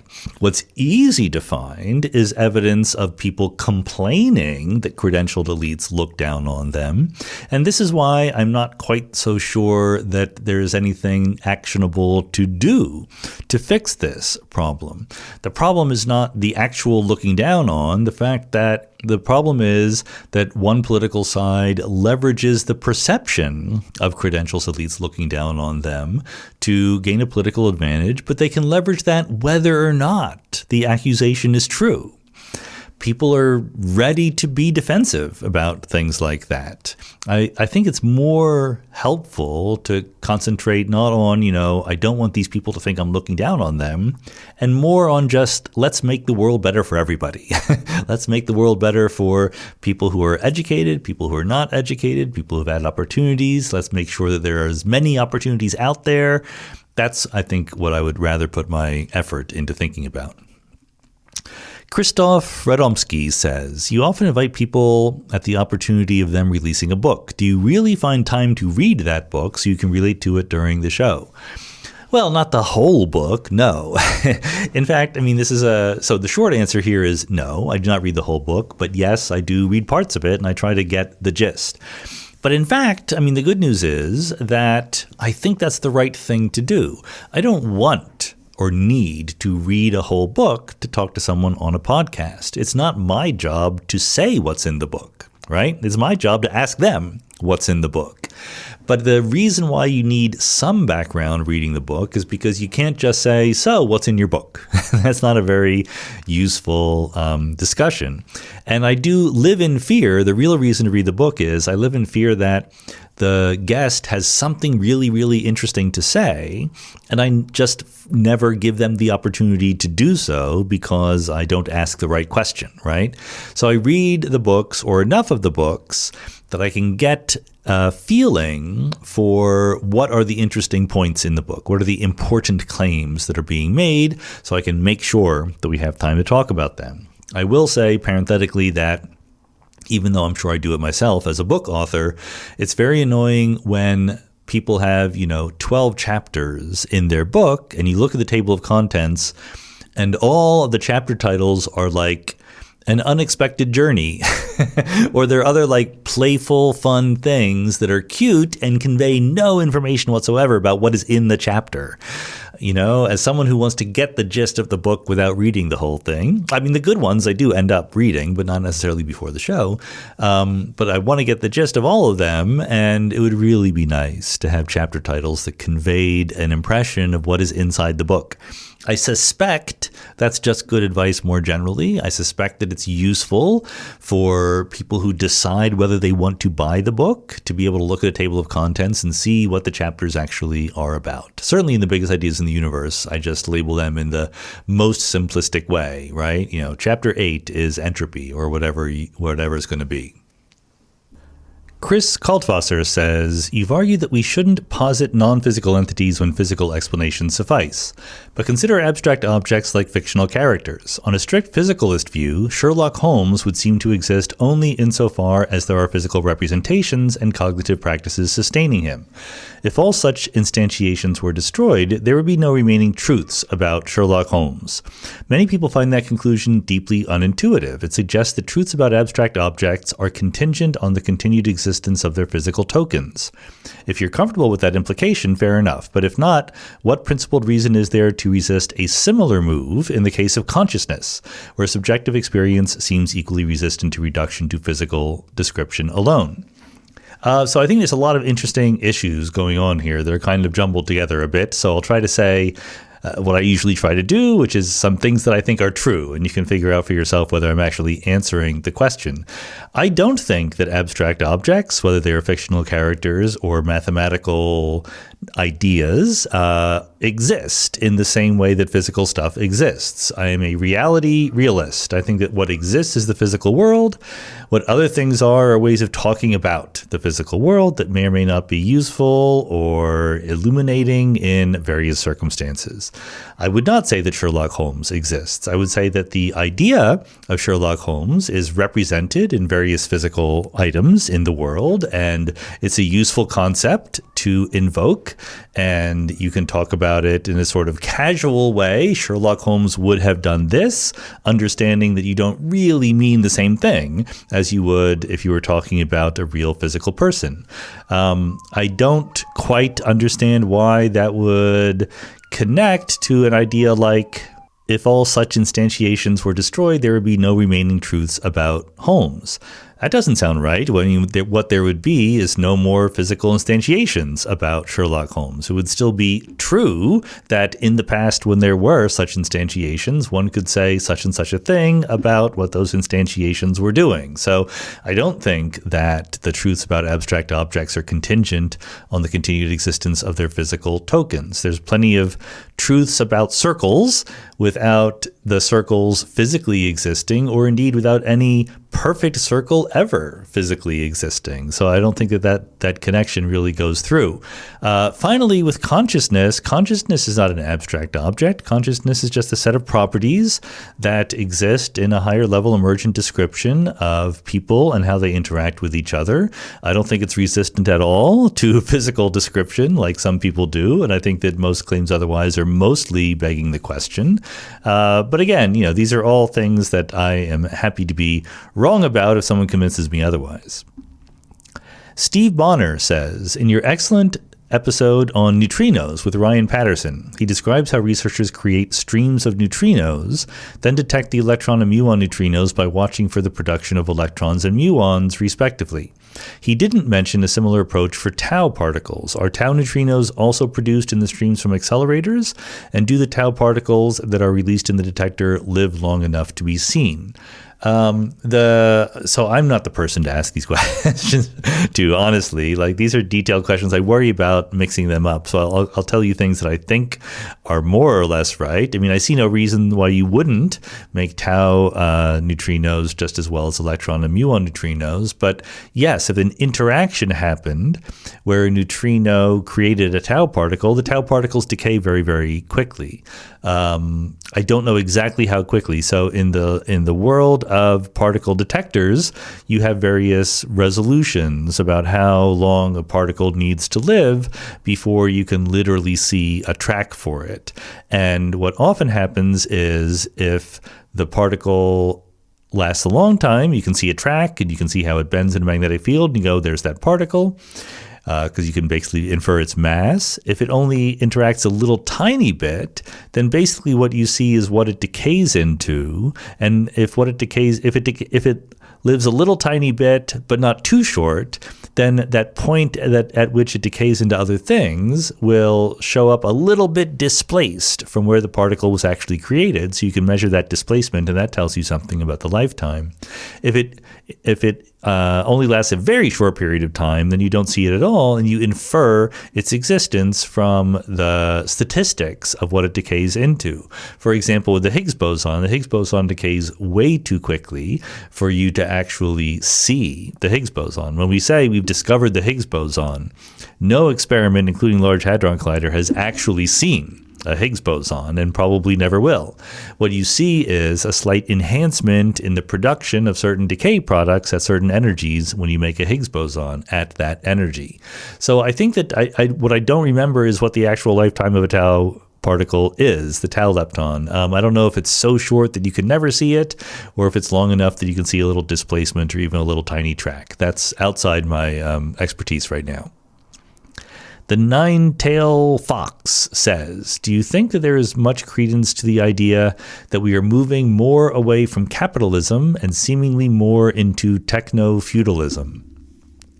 I think that these questions along these lines are sort of simultaneously interesting and unanswerable, because they're interesting because they gesture toward something that is relevant, how practices and organizations in our economy and our political system are changing over time under the influence of financial issues and the representation structure that we have in our government and things like that. Many things going on that are very interesting. But just to say, are we moving more from one thing to another when we clearly were never purely capitalist, even if by we mean the United States? Other countries are even less capitalist or more capitalist than we are. And I don't know what it would mean to move into techno-feudalism. I don't think that sounds to me like an especially helpful category or label. It might obscure the possibility that something is interesting happening because you're drawing an analogy between what is happening and what was happening in a pre-capitalist feudalistic society, and that analogy might not actually be very helpful. So I don't think so, no. But I mean, there might be. I know that I always tell people to keep their questions short, and you should keep your questions short. I've had some pretty good questions that don't go answered because people keep them very long or write them in a very extended way and tell little stories with them and things like that, and therefore they don't get asked. But this might be too short for me to really wrap my brain around what is meant by techno-feudalism. So you would have to be a little bit more specific before I could come down on that. But also, I don't know. I have this feeling that there are certain things that are easy to commentate about and hard to be right about. And there's an industry out there in sort of talking about the era we're in and the era that we're moving into and things like that. And there's not a lot of accountability in people who say things, make these proclamations as to whether or not their proclamations actually turned out to be accurate. So I like to be a little bit more humble when making grandiose statements like this. Eric C. says, this question comes out of your conversation with Ned Block. My understanding of the large language models is that they do a bunch of linear algebra. Do you think the linearity of this calculation is important to the consciousness question? Even a cell is a complex dynamical system, and I have trillions of those buzzing around my body, probably affecting my conscious experience somehow. It seems that our existence as non-steady state equilibrium, nonlinear dynamical systems fundamentally separates us from AI. Even if all that consciousness emerges out of information processing, it's a very special kind of information processing. So I think it's a bit of an exaggeration to say that LLMs just do a bunch of linear algebra. They certainly do a bunch of linear algebra, but there are non-linear effects also. The way that LLMs, that neural networks in general, mimic the behavior of real neurons in the brain is that they have some kind of function that relates their inputs to their outputs, and that function is generally nonlinear. It's not just a combination of the inputs. You sort of reach a threshold and then the neuron fires, right? That's the paradigm on which neural networks are built. So automatically, even if that's just sort of one step in a complicated set of linear algebra things, that is a nonlinear thing. So I don't think that nonlinearity is really the point here. I think that, as mentioned before, there might be important points about processes, or, not just outcomes, but the way in which calculations are done and computations are done. That I'm very, very open to. But I think that nonlinearity is basically everywhere. So I don't think that that's nearly enough to be what separates us from AI, if anything indeed separates us. Orbital Magpie says, it's fascinating and equally frustrating to see you and AI safety advocates reach opposite conclusions from a shared starting point. I hope I'm not misrepresenting your position on AI safety, but I think it's fair to summarize it as AI is not like humans. They don't think like us. They don't function like us. So it's wrong to anthropomorphize them and think that they are capable of malice like humans do. Whereas AI safety advocates will say, because AI is not like us, they don't share our values, therefore we can't trust them to not do things that would harm us. I'd say I'm a lot more sympathetic toward AI safety advocates' views. I think a key point is that AI doesn't need to be capable of malice to harm us. In fact, it doesn't need to be intelligent. A runaway roller coaster will flatten everything in its path. Road roller, not roller coaster, will flatten everything in its path, including humans. That's not because the road roller hates human or anything. It just does that. And ideally, we'd want to build safeguards into road rollers so that if the driver falls out of the cockpit, the road roller will stop running. The same thing applies to AI. We shouldn't anthropomorphize AI to think that they could have intentions to hurt us. It might just do so because there's no safeguard to stop it. And in fact, AI is already causing harm on a small scale. Many production databases have been deleted by malfunctioning AI, for example. So my question is, do you agree with this argument for AI safety? And if not, what is wrong with this logic? So Nothing personal, Orbital Magpie. I don't want to take it out on you, but I'm answering this question because it's certainly very, very frustrating to me to have these conversations, because I try to be clear about what I'm saying, and I'm just 100%, it's frequently, 100% is an exaggeration, but it seems very, very difficult to get my actual opinion to be understood by various people. And I think that because my opinion doesn't quite fit into one of the boxes that they have prepared to accept opinions into. So when you say the quote, trying to characterize my position, AI is not like humans. They don't think like us. They don't function like us. So it's wrong to anthropomorphize them and think they're capable of malice like humans do. I agree with all of that. That is absolutely a fair characterization of some things I would say. It is nowhere near a complete description of things that I say. I have tried to say very frequently and very clearly, AI safety is a huge worry. There are many, many ways that AI could be very, very harmful. I do not doubt that in any way. But I go on to say that it is wrong to think about those harms in anthropomorphic terms. Basically, I'm agreeing with what you say at the end of the paragraph. The harms that are going to come from AI are not because the AI is going to become super intelligent and outwit us and stop us preventing it from taking over the world or something like that. Those scenarios are just silly. And at a more detailed level, talking about AIs in terms like malice and values and things like that is just a category error. But that doesn't mean there's no harms. It means the opposite of that. It is very much like a runaway road roller. I completely agree with that. The real worry about AI is not that it's going to become super intelligent, but that humans and AIs are going to team up to be stupid, that we're going to turn over mission critical tasks to AIs that we don't understand because we are anthropomorphizing them and we think, this AI is pretty smart, just as smart as a human being. How bad can it get, right? That's the real worry to me. And I think that just a refusal to take seriously the fact that the AI is something different than a human being, which is not to say it's not capable in all sorts of ways, but it's capable in different ways.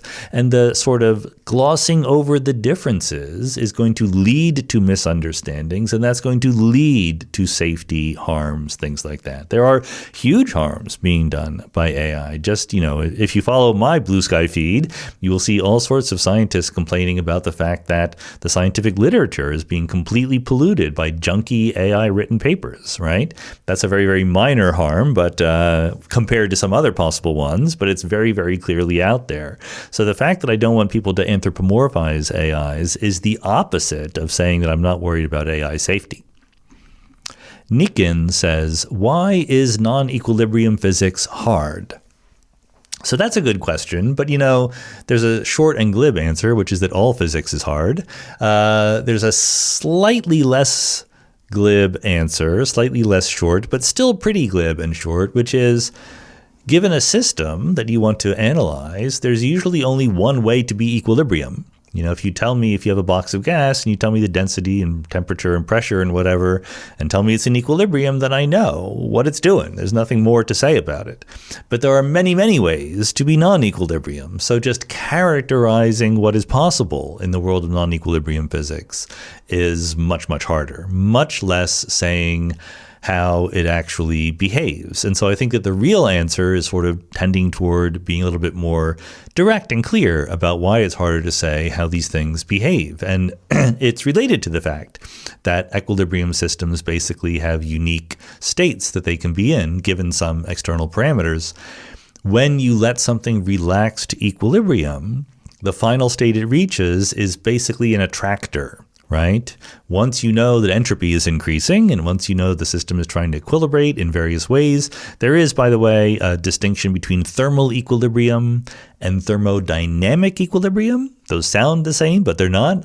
If I remember, I don't ever remember correctly, but if I remember, thermal equilibrium is just that the temperature has equilibrated, but other features might not. So if you have cream mixing into coffee and the cream and the coffee are the same temperature, you could be in thermal equilibrium, but you might not be in thermodynamic equilibrium if the distribution of cream and coffee have not actually equilibrated.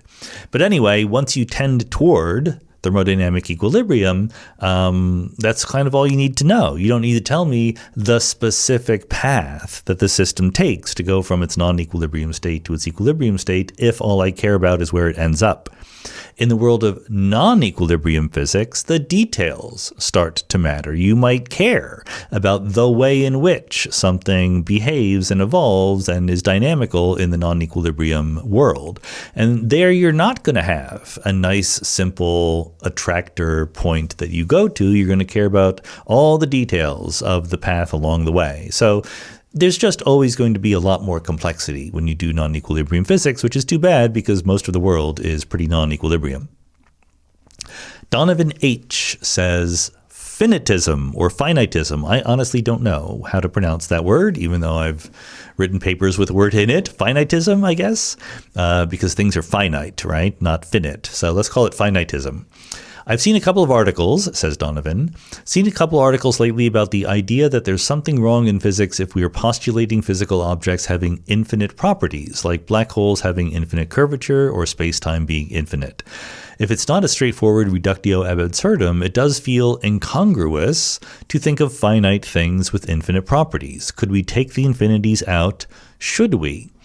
I think that I resist a little bit this feeling that we should, quote unquote, take the infinities out. I think that's not quite the way to think about it, even though the intuition is getting at something real here. I think the slightly more respectable thing to say is if you have a set of equations, a set of dynamical relations in some formal system that is supposed to predict what will happen, and the domain of applicability of those equations has certain quantities in it which are real numbers, right? Real numbers, the set of real numbers does not include infinity. Infinity is outside the real numbers, even though there's no biggest real number, but there's also infinity is not quite there either. So when something purportedly becomes infinite, typically that means your theory is breaking down. Certainly that's the traditional way of thinking about singularities in general relativity or something like that. So that's not very clear about how it's breaking down or what you should do about it. But if, for instance, in general relativity, the singularity that you get inside a black hole, it is what we call a space-like singularity. That means it is a moment of time, not a location in space. So you hit it at one moment in time if you fall into the black hole. And then the very down-to-earth problem is you don't know what happens next. I mean, you say that as an astronaut falling into the black hole, you die. Okay, that's fine. But the equations of general relativity do not predict what would occur after the singularity, or even if there is anything after the singularity. Traditionally, we would say space-time has a boundary at the singularity, and we just don't know what to do. That's a little bit different than the kinds of infinities that we naively get in quantum field theory, where you're trying to say, what is the probability of an electron meeting a positron and annihilating into two photons? If you get that the probability is infinity, that's just nonsense, right? The probability has to be less than 1, okay? So sometimes infinity means your equations break down, you don't know what to do. Sometimes infinity means, no, you've simply made a mistake, like you're calculating a number and you didn't do it correctly. So in all of these cases, what do you do? And I think that the idea that you take the infinities out is the wrong idea. Because in both cases, in the general relativity case and the quantum field theory case, the implication should be your theory is wrong. You are not working with the correct theory. So what you want to do is find a correct theory, right? You want to find a better theory. In quantum field theory, we can do that. We can find effective field theories. We can understand why we made the mistake of getting infinity in the first place. In general relativity, we don't know how to do that, but we also know that the classical general relativity predictions don't take quantum mechanics into account. So we suspect that a quantum theory won't have these problems, a quantum theory of gravity. So I do think that the infinities are a sign you should improve your theory. I don't think you should conceptualize the improvement of the theory as simply taking the infinities out. Stevie CPW says, I grew up in Utah, Idaho, and Wyoming, where it was a big deal when the rodeo came to town. I was happy to hear that Jennifer is a fan. What is her favorite event? When you watch with her, do you have a favorite event? Have the two of you ever attended a live rodeo together? I'm not sure what her favorite event is. She's pretty ecumenical there. She likes all the events. The bull riding is obviously the sort of glamour event in the rodeo, but also saddle bronc and bareback riding is fun. The barrel racing is also a lot of fun. The tie down roping, it's all good. We all like all of them. I do watch with her occasionally, but I'm not that into it. I watch it for occasional amusement and because I don't love the rodeo, but I love my wife. It's exactly the same reason why she occasionally watches basketball. And we have attended live rodeos together. In fact, we went one night to the National Finals Rodeo last year in Las Vegas, and one year we went to the Santa Fe rodeo when we both happened to be in Santa Fe when the rodeo came to town. They were both very fun in different ways. Santa Fe is a relatively tiny rodeo. You can sit in the second row and just watch everything in very close by, whereas the National Finals Rodeo is in the Thomas and Mack Center, which some of you might know as the basketball stadium at UNLV, University of Nevada, Las Vegas. And it's a huge deal with flashing lights and a lot of pageantry and things like that. So, whenever you go to a live sporting event of any kind, there's a lot of aspects that are enjoyable, whether or not you actually are into the sporting competition that is being held before you. David Maxwell says, when should the people of a country be held morally responsible for the actions of their government? When they elect it, when they elect it a second time, even after being told what it will do, when they don't do enough to stop it before they no longer can? I don't know that it makes sense to, quote unquote, hold the people of a country morally responsible for the actions of their government. I would be willing to talk about holding individual people responsible for their role in the creation of that government. Like if a person voted or worked to get bad people into office or in general to give bad government power in their country, then you can absolutely hold them morally responsible. But I don't know if collective moral responsibility makes any sense. Why would I attach moral responsibility to people who tried their best to prevent that government from coming around? Of course, you might have supported a government coming into power without realizing that it would be bad. And then the question is even trickier. Are you morally responsible for not understanding that? Should you have worked harder to understand that? And I'm not asking that rhetorically. Like sometimes, yes. Sometimes it was pretty clear that a government was going to do bad things and you just chose not to pay attention. And then you are absolutely morally responsible, I think. Other times, they reasonably tricked you and you didn't know what they would do. Still other times, the government does some good things and some bad things, and you decide to make a compromise, right? And that can be a very, very tricky thing. But I do think that it's a little bit lazy and not very helpful to just think about attaching moral responsibility to collective groups of people that are very heterogeneous rather than the individuals who are actually making their choices. Sandro Stuckey says, in your interview with Ned Block, you observed that LLMs do not experience the passage of time. I see what you're getting at, but if experience time is a necessary condition for becoming conscious, isn't this a really easy problem to fix? I'm not saying we should make LLMs conscious, but I get the impression that such differences in implementation, which Ned seems to think stand in the way of a computationally functionalist explanation of consciousness, are rather trivial. Okay, humans have biological clocks, but computers have electronic clocks. We could surely give them access to those. What is it that biological processes possess that we could not implement in a computer? Fair enough for the most part, but I think that the problem lies in the phraseology, not in the underlying point. There's a difference that might not be obvious, I should say, between experiencing the passage of time and measuring time, even measuring time repeatedly, okay? Sure, you can give an LLM access to a clock. You can even give it instructions, make sure you check the clock every so often or something like that. That is not equivalent to experiencing the passage of time. And the experience of the passage of time, you can also debate what that means. And then, you can have full employment talking about the psychology and the physics and the biology of all that. But the point is, it inevitably happens, your experience of the passage of time, because a person is an out of equilibrium system. We were just talking about non-equilibrium physics and the difficulties of that. But people, as Schrödinger pointed out long ago in his little book, What is Life? Living organisms have the property that they need fuel at all times, right? Even if they don't need to literally be eating and breathing all the time, you need to be breathing most of the time, but you're always either eating or using up the fuel that you have previously eaten. In other words, beneath the hood in a living organism, there's an enormous set of things going on in a very time-directed way. The metabolic processes, the maintenance of your cells and things like that, the processing of the food in your brain, the processing of ideas, whatever is going on below the surface, subconsciously. There's a lot happening in a biological system that has no analog in an LLM. In an LLM, if you're not giving it a query and it's not training or anything, if it's just sitting there on the computer, literally nothing is happening.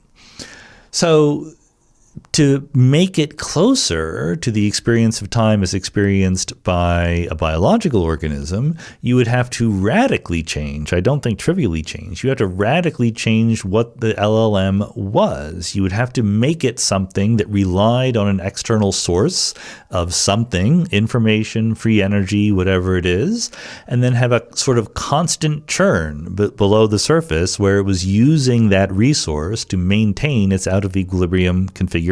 That would be what would be analogous to a living organism that we think of as conscious. Now, are all of those processes beneath the hood truly necessary for consciousness? I have no idea. I think that what Ned Block was saying, that Anil Seth is saying, is maybe they are. Maybe what matters is not just the actual output of the computation, but the process by which the computation is carried out, and specific aspects of that process might really be relevant here. Again, I'm not devoted to the idea, but I appreciate that it's a very live possibility and definitely worth taking seriously when we really sit down to decide what counts as consciousness vis-a-vis an artificial intelligence. Brandon Wheeler says, what can the citizens of the USA do if Trump starts going on a path of full abuse of military power? If the military won't refuse orders because he makes up fake legal reasons for his actions so that they are not violating legal orders? I don't know, but I think that the question is very, very complicated, and we can't be overly simplistic or alarmist about it. For better or for worse, the United States government and all of its systems have a lot of safeguards in place, a lot of mechanisms that make it hard to just do things that are wildly illegal. Now, I know perfectly well that none of these safeguards is perfect. You would like to think that the courts stop you from doing illegal things. And the truth is, the practical reality is, sometimes they do, sometimes they don't, okay? But there are enough of them that can be tripped, enough of these safeguards that can be tripped in various different ways at various different times, that it's way too oversimplistic to just say, well, what if Donald Trump makes the military declare a dictatorship, right? There's a million steps in between here and there where he could be stopped by the government itself, by the military, by the courts, by other parts of the government. So it's actually, as people have been talking about, as they begin look, let's not sugarcoat it. It's very, very scary, the fact that people have to be seriously contemplating whether or not the United States government and military have the capacities and the wherewithal to prevent the president of the United States from becoming a dictator. Okay, like that's something that you might have had completely hypothetical discussions about back in the day. Now we're having real discussions about it, and that's bad. And that's very scary. And the prospect that he could assume dictatorial powers is realistic, is not completely crazy. I don't think it's going to happen. I think that there are lots of guardrails trying to prevent it from happening. And the fact is that already here in late January 2026, his policies are not popular in the United States. Like, it'd be one thing if there was a sort of popular movement that wanted him to become a dictator, but there isn't. It was popular enough to get him elected, but there's a lot of buyer's remorse out there right now. So it's not as if there's enormous political pressure on people to help him become a dictator, right? There's some political pressure on the Republicans in office to help him get away with all sorts of outrageous things, but there's still prospects of lines being crossed that people don't want to cross, okay? So what can ordinary U.S. citizens do? I don't know. I mean, the same things that citizens in any country do, where there's some kind of coup that installs a military dictatorship.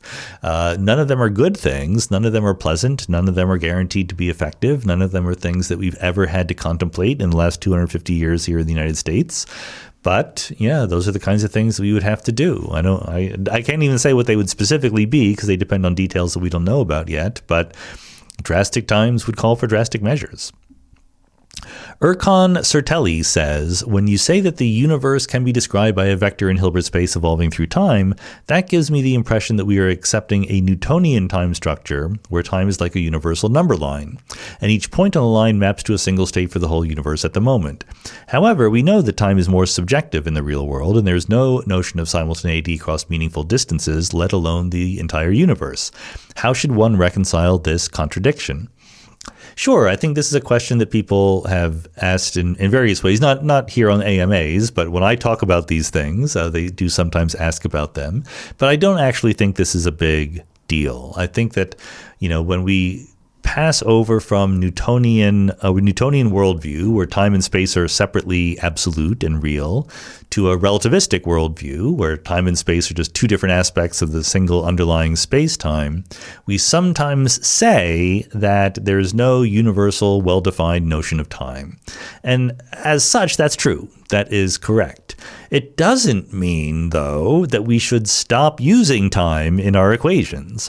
What it means is that it's not unique. That doesn't mean it doesn't exist. It's like when you realize that you don't have to measure lengths in inches, you can use centimeters also.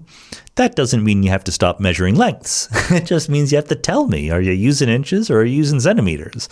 It's exactly the same for time evolution. It has nothing to do with vectors in Hilbert space evolving through time. This is true for any theory of modern physics, for Maxwell's electromagnetism, for the Schrödinger equation in quantum mechanics, for the standard model of particle physics, for general relativity. In all of these cases, wherever there's this non-uniqueness to our time parameter, just tell me which time parameter you're using, okay? That's all that is going on in this particular way of doing things. So when you say the universe is a vector in Hilbert space evolving through time, and someone says, well, what do you mean by time? What is the reference frame? What that means in technical language is there is some unitary transformation on the Hilbert space that maps one version of a state evolving through time into a different version of a state evolving through time that you interpret as using a different time coordinate in the emergent space-time. So it's all fine, once you are very, very careful about what you mean by these words. There's nothing, this is not one of the true worries about whether or not this kind of point of view makes sense. Stan Manilov says, in episode 340, Rebecca Neuberger-Goldstein said, life itself is a counterentropic process, and if your mattering project is itself counterentropic, it creates things that demand order. If we are at one with our mattering project, with the force of life itself, this is a good mattering project. Everything worth living for is a real battle because it's a real battle for order against disorder. So then Stan says, if life's goal is to counter entropy, how should we think about diversity or variation, which could be seen as increasing entropy? Is there a tension between striving for order and maintaining or increasing diversity? So I think there's two things going on. One, let me directly answer Stan's question, and two, let me back up to give some bigger picture view here. it's not that life's goal is to counter entropy, for one thing, okay? Life does counter entropy in Rebecca's way of saying, and I'm going to comment on that in a second, but it's not like that's necessarily a goal. You know what I mean? Like a ball rolls down a hill. That doesn't mean the ball has a goal of rolling down the hill. But more importantly, diversity and variation do not increase entropy in this very real technical physics sense. If I have an ecosystem which is full of nothing but E. coli bacteria, and I calculate its entropy, that entropy is going to be very, very low in general. It's going to be very, very tiny just because every cell of the bacteria is going to be fairly orderly. If I replace that with a diverse ecosystem with many, many different species of many different kinds of plants and animals and protists and whatever, the overall entropy is still going to be very, very low, close to zero, just because every individual organism is relatively organized and low entropy. So you have to be very, very careful between the technical definition of entropy and the rough idea that entropy is somehow orderliness or something, or disorderliness or something like that, right? I think there's plenty of room for diversity. In fact, I think a more nuanced understanding of what life is trying to do makes it very clear that diversity is serving a good purpose in the role that life plays. I think, as I think we already mentioned, a diverse set of species is more robust against extinction threats and things like that. Okay. But the other thing to say is, so I wouldn't quite agree with Rebecca's way of thinking about life as a counter-entropic process. It's not that I disagree with it, but I think it's only kind of half the story, or, a version of a more complete story. I think that the correct thing to say, as we were just talking about a second ago, is that living organisms themselves are out of equilibrium.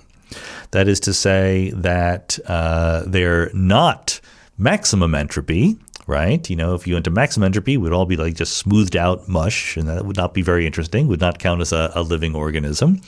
But we are sort of somewhat stable, right? We exist over time. We do not simply decay right away into some very equilibrium, mushy configuration of stuff. So life is, or, living beings are some kind of configuration of matter that is dynamical by their nature. It's not just like a crystal or some mechanically stable object, but it's sort of temporarily stable in virtue of taking advantage of the fuel that is available around it in the form of free energy, literal food, or photosynthetic photons, or whatever they are. That kind of setup is a little bit different than saying that life is counter-entropic. On the one hand, life resists death. Schrodinger says correctly that without our fuel, we die. That's a very entropy increasing process for sure. And life resists that by repairing ourselves, as we talked about with Stuart Brand and things like that. But the way that it resists this drive toward equilibrium relies on the fact that entropy is increasing over time. So it's not like that the second law of thermodynamics is somehow in conflict with the existence of life. It is exactly the opposite of that. Life absolutely relies on the second law of thermodynamics. So if you wanted to put it in some kind of quick, simple motto, it wouldn't be that life is counter-entropic. It's that life resists its entropy increasing by increasing the entropy of the universe elsewhere.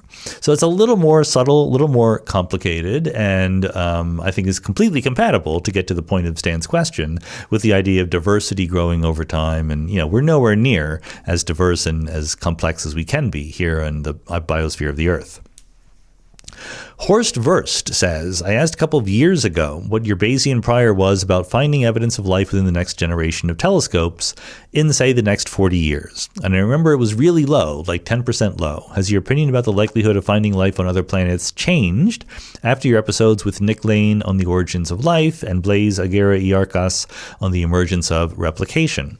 Well, a little bit, but not very much. So for one thing, I don't think 10% is low, because 10% for literally finding evidence of life with the next generation of telescopes is the probability we find life in the next 40 years using the telescopes that we have either both available or planned is a very different question than does life exist elsewhere in the galaxy, even in the accessible part of the galaxy, okay? Like finding it might be hard, even if it's out there.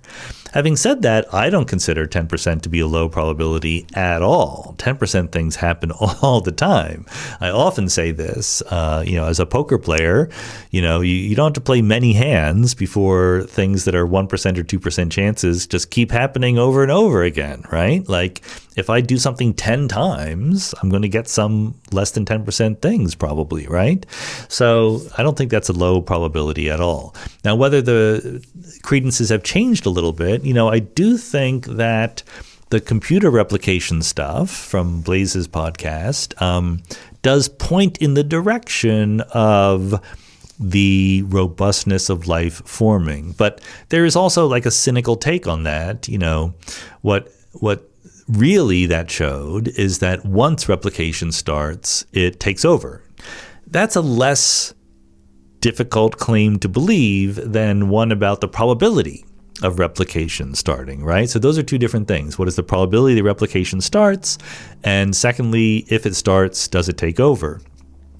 In order for his computer demonstrations to work, there had to be a non-trivial probability that replication could start. That's the kind of thing that just depends. And by replication, we just don't mean literally replication. We mean replication with information being carried from generation to generation. So, fire replicates, or ice forming in cold weather on the ground replicates, as we're witnessing here in Baltimore right now. But that's not carrying information. That's just due to the intrinsic chemical structure of the thing that is growing.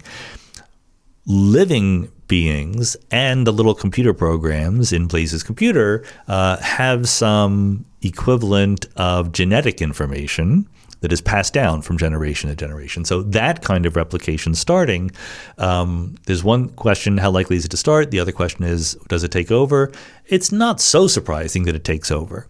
And the question of how likely it is to start seems plausibly very dependent on the system you're looking at, right? So it's exactly what is hard to draw a lesson from, the fact that it happened in his little computer program. It's very hard to go from that to the possibility or the probability of some chemical reaction that has the ability to carry information from generation to generation, spontaneously starting in the atmosphere or beneath the ocean of some planet around some star. Not that I know that this is either large or small. It's just hard to actually estimate that probability. So, the 10% number might be way off. It might be that a more educated person in geology and chemistry and biology would put it at 90%, but I think that there's not a lot of consensus there. So 10% is my way of saying I think it's probably not going to happen, but I wouldn't be very surprised if it happened. 10% things absolutely do happen. Marie Roscoe says, back in 2013, in a short video about mass, you said that the term relativistic mass should be banned, deleted from the dictionary. Why do you or did you think so?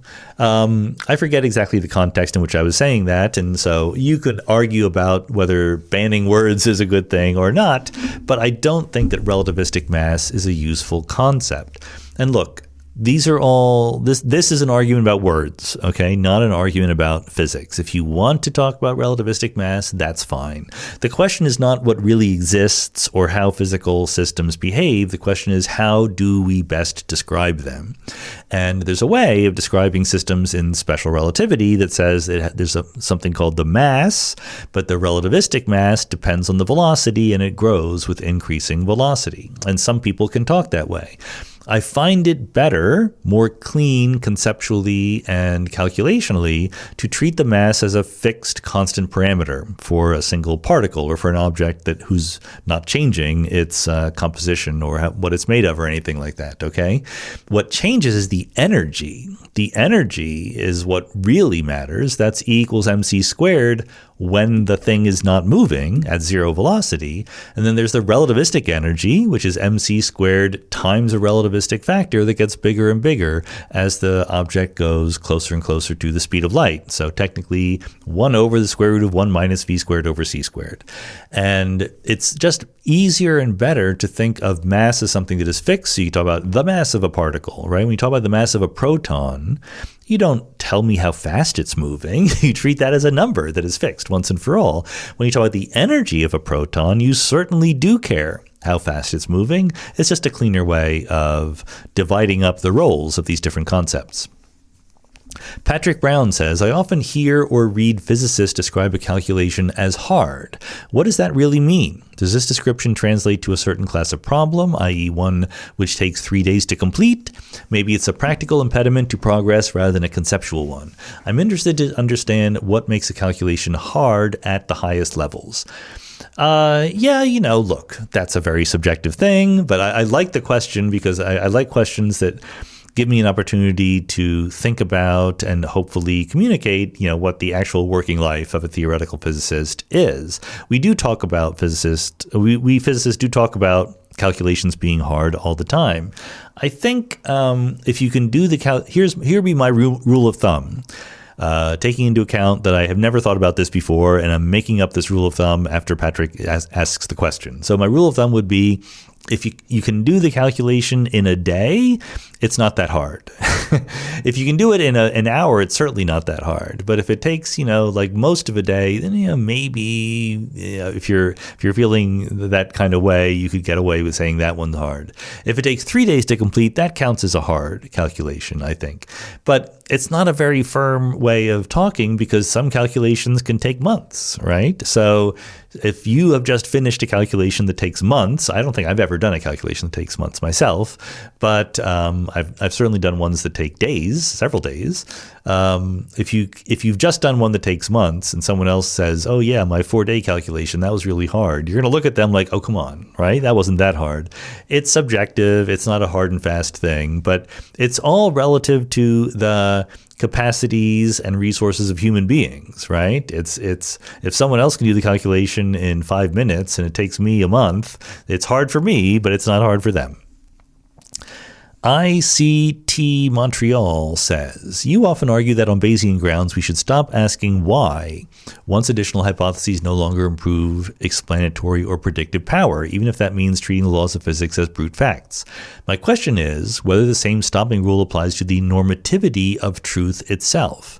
In your view, can the fact that correct reasoning ought to bind belief be treated as a brute fact justified pragmatically by science's long-run success, or is there a principal distinction between accepting brute laws and accepting brute normativity? Put differently, within poetic naturalism, what ultimately makes a belief wrong rather than merely less useful? So I'm going to try to answer this question. I'm not sure I'm going to do a great job because I'm not quite sure how the word normativity is being deployed here. Normativity means talking about how we should act or how we're supposed to act rather than what actually happens, just as a prescriptive versus descriptive kind of way of thinking. I wouldn't exactly say, just to be super clear, I think you've gotten it mostly fair in describing my view, but I wouldn't have personally said one should stop asking why once additional hypotheses no longer improve explanatory or predictive power. What I would like to say is you can always ask why. Knock yourself out. Ask why. What you can't do is demand an answer. You can't demand there is such a thing as the reason why something is true. Some things are going to have plausible reasons why they're true. Other things are not. That's the best we can do if we, face the universe and the metaphysical reality of it all with a humble attitude towards what might be out there. So I don't think there's a clear stopping rule about when you should stop asking questions like, why is this true? If you found the wave function of the universe and you said, well, why is that true?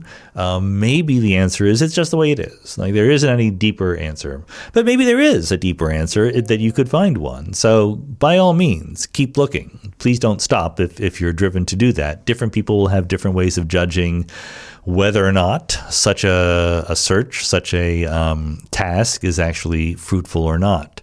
So your question, can the fact that correct reasoning ought to bind a belief be treated as a brute fact justified pragmatically, or is there a principal distinction? Here I'm much fuzzier and I have less to say, to be very, very honest about it. I remember when I was young being deeply influenced by Douglas Hofstadter's discussion of this. It might have been in Gödel, Escher, Bach, but it might also have been somewhere else. You know, he had a discussion where he says, like, you want to prove something using logic, right? You think, okay, logic is airtight. I can't go wrong. And you say, okay, here is a syllogism that says all A's are B, all B's are C, therefore all A's are C. And you say, okay, well, why is that true? Why is that a syllogism that is true? And you say, oh, there's a rule that says that this following form of syllogism is true. And you say, oh, okay, good, there's a rule. But how do I know the rule is true?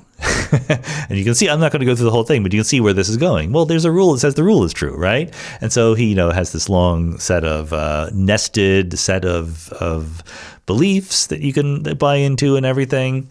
And ultimately, on the one hand, I'm in favor of thinking about these hard questions carefully, like a philosopher of logic, a philosopher of mathematical logic. Those are good things to do. On the other hand, I am not a philosopher of mathematical logic, and I don't have any strong feelings about these things.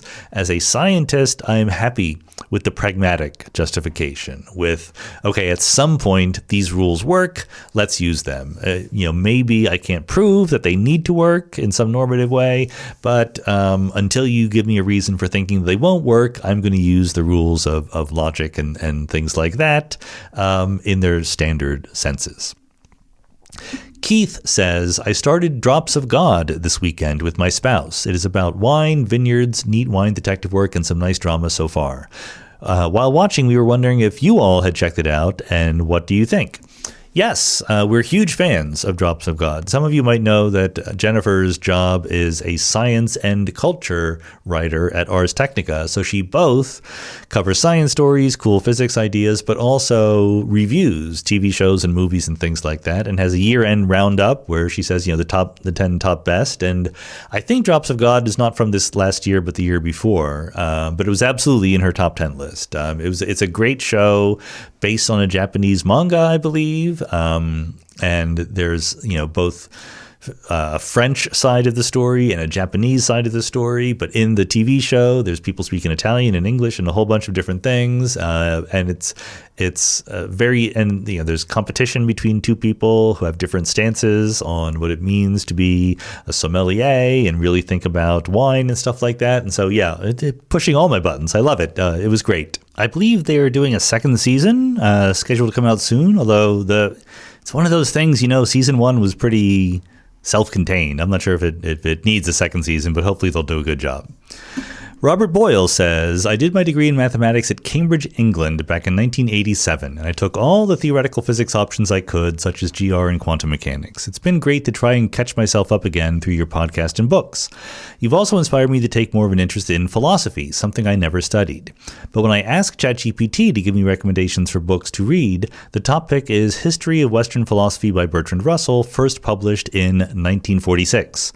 Surely there is something better to give me a good grounding in the latest thinking than an 80-year-old book.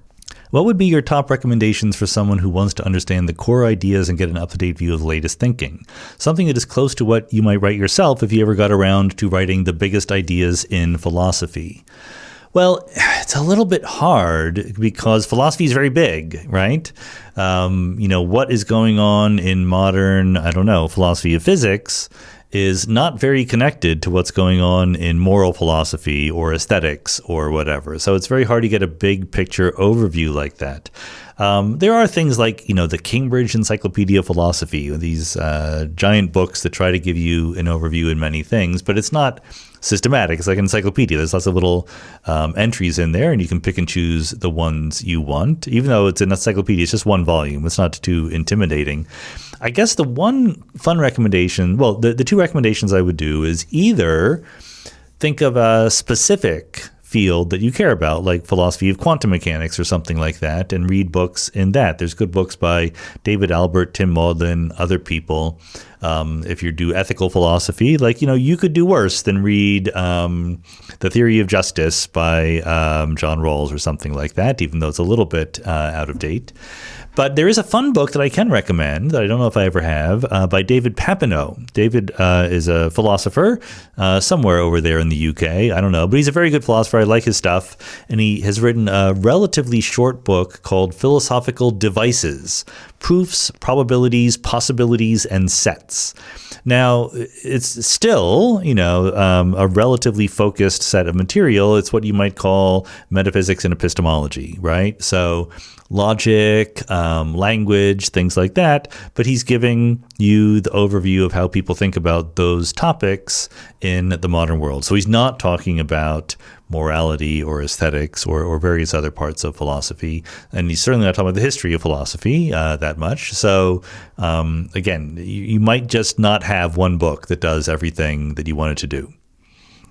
Thomas Anderson says, in the many worlds interpretation of quantum mechanics, would the probability distribution that specific events are sampled from be invariant across all the worlds? For example, would the size of cities always be modeled by a power law? Well, so I'm not sure whether this is a many worlds question or just a more general physics question. So the specific example, would the size of cities always be modeled by a power law?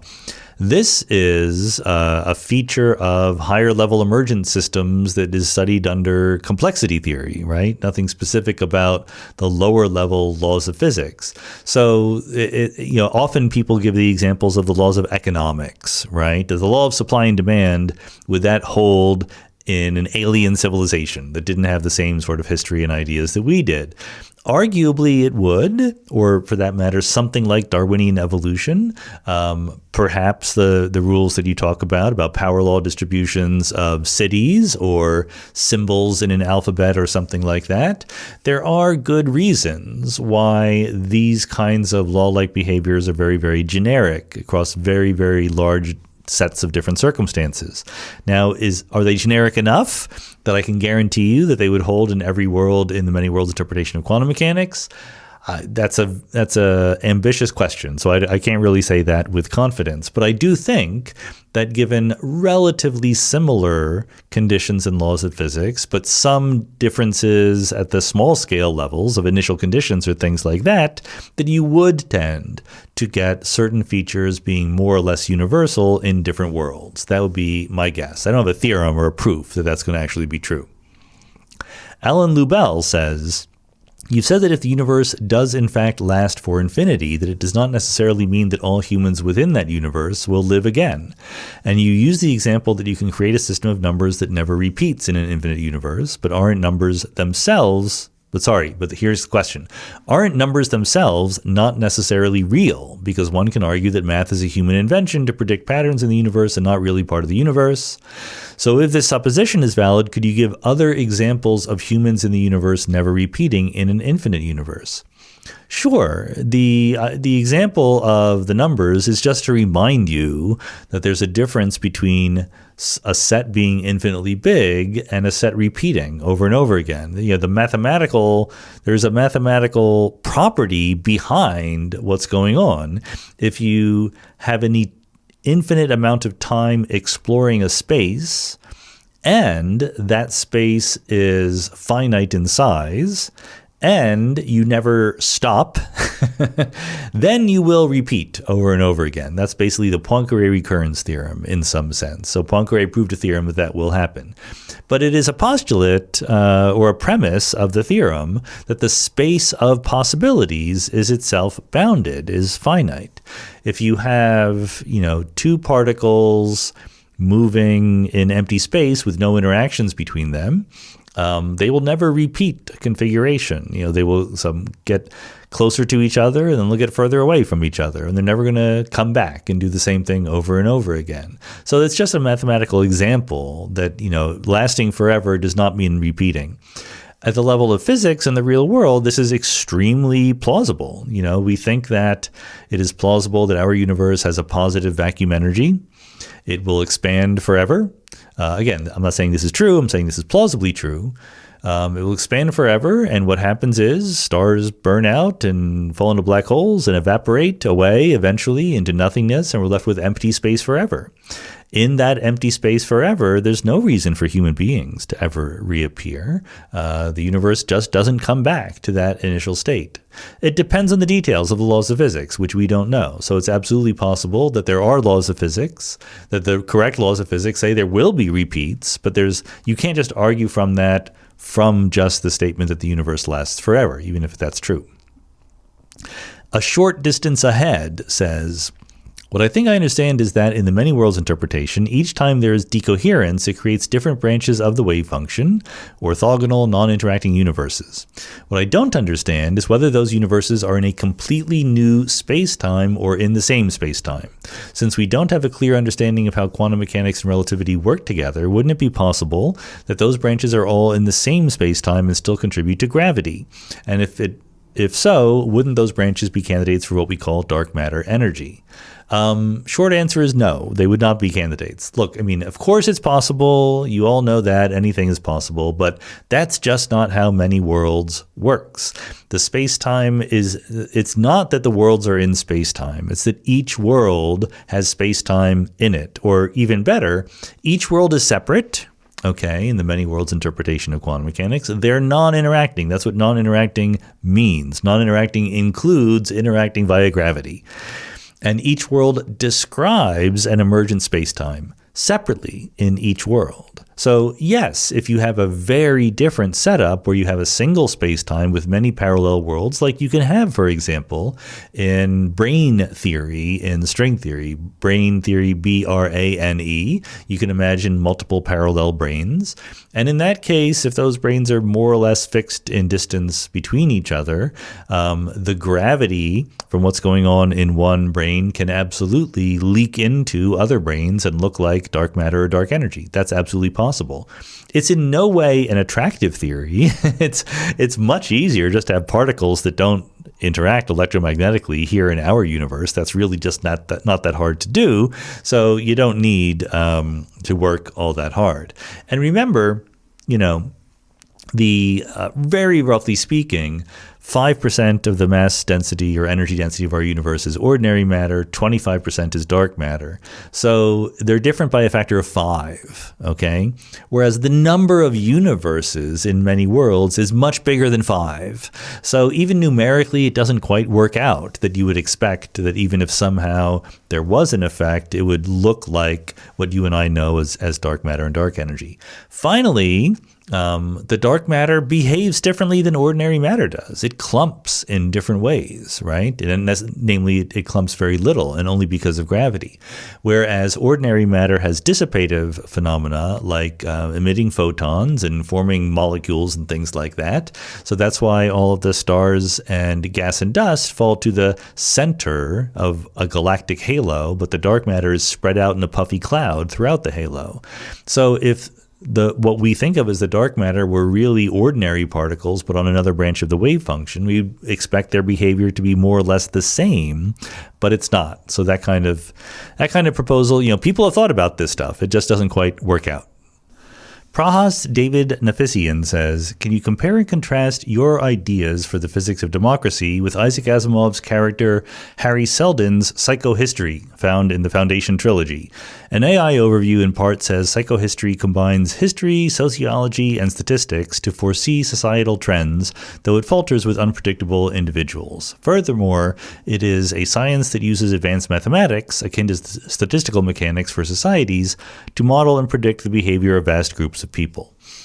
Sure, I can compare and contrast them. I mean, one thing is that I don't have a theory of the physics of democracy by any stretch of the imagination.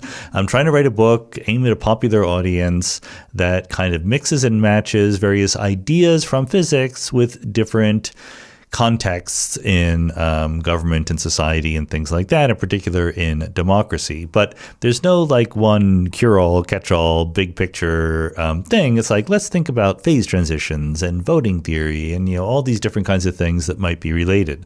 So it's the opposite of Hari Seldon's psychohistory. In fact, I don't think that psychohistory was a very good idea. In fact, the beginning of the book, the foreword or whatever it's going to be, the prologue in very rough draft form, starts by making fun of Isaac Asimov's idea of psychohistory. So Asimov was trained as a chemist. He knew statistical mechanics for sure. And he had this idea that when you have many, many atoms that come together, they have collective behaviors that are easier to predict than the specific behaviors of every individual atom. 100% true. But he figured, well, therefore, if you have enough human beings in your society, the human beings are kind of like the atoms. The society is kind of like the fluid or gas or whatever. So it should be a similar thing. It is not a similar thing, in fact. And part of the reason why it's not a similar thing goes back to the earlier question about why non-equilibrium physics is hard. On the one hand, societies are out of equilibrium. They are evolving, right? They are doing complicated dynamical things. But much more importantly, the individual constituents of that collective system, in this case, human beings, are themselves complex and nonlinear. Okay, the nice thing about atoms is that the individual atoms are pretty simple. So it's true that if you wanted to keep track of the specific motions of every single atom in a huge collection of them that makes the gas in a box or whatever, that would be very, very hard to do. But averaging over them by calculating, instead of the specific locations and velocities of every atom, just calculating the net velocity, pressure, density, things like that, is enough to predict the behavior of the system as a whole.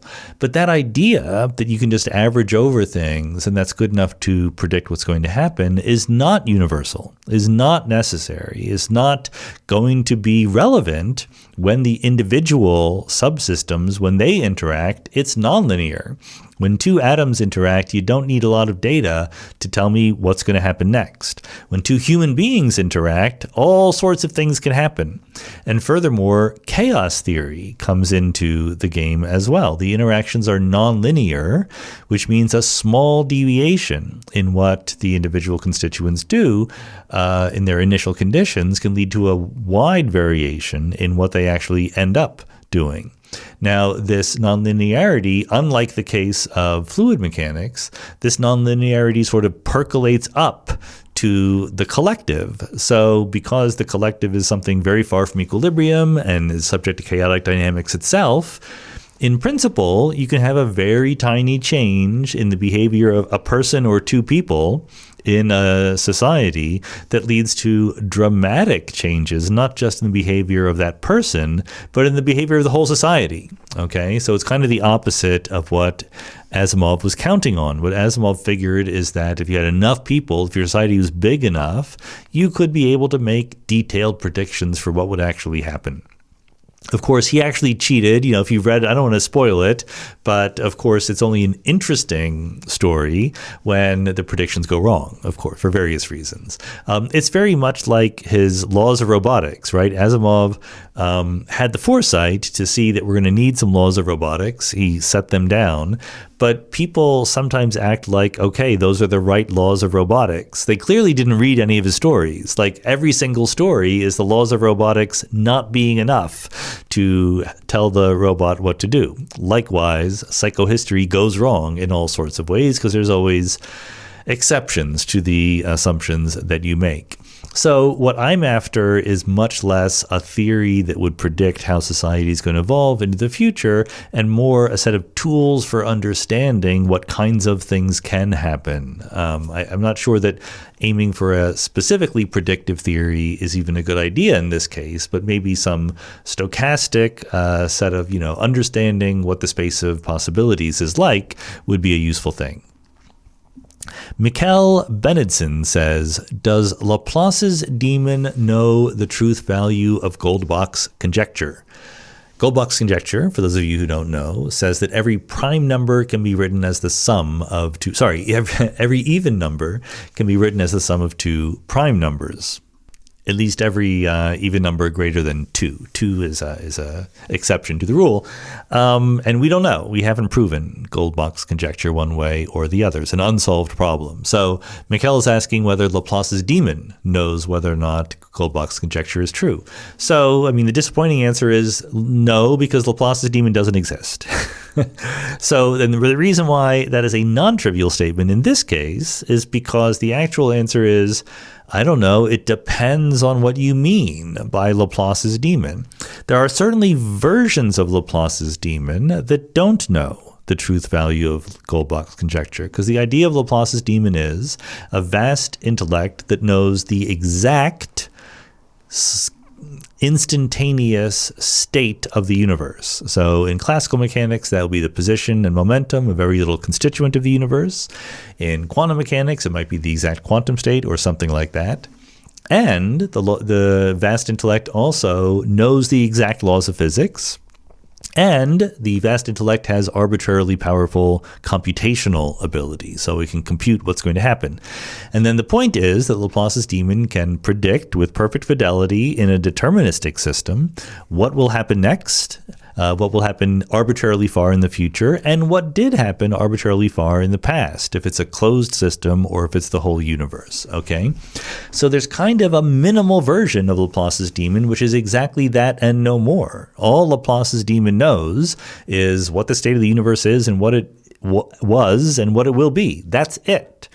This version of Laplace's demon doesn't even know what temperature is. It doesn't even know what a human being is. All it knows is what all the atoms or the quantum fields are doing. Whatever is the most fundamental description is the only thing that this sort of minimal, lightweight version of Laplace's demon has access to.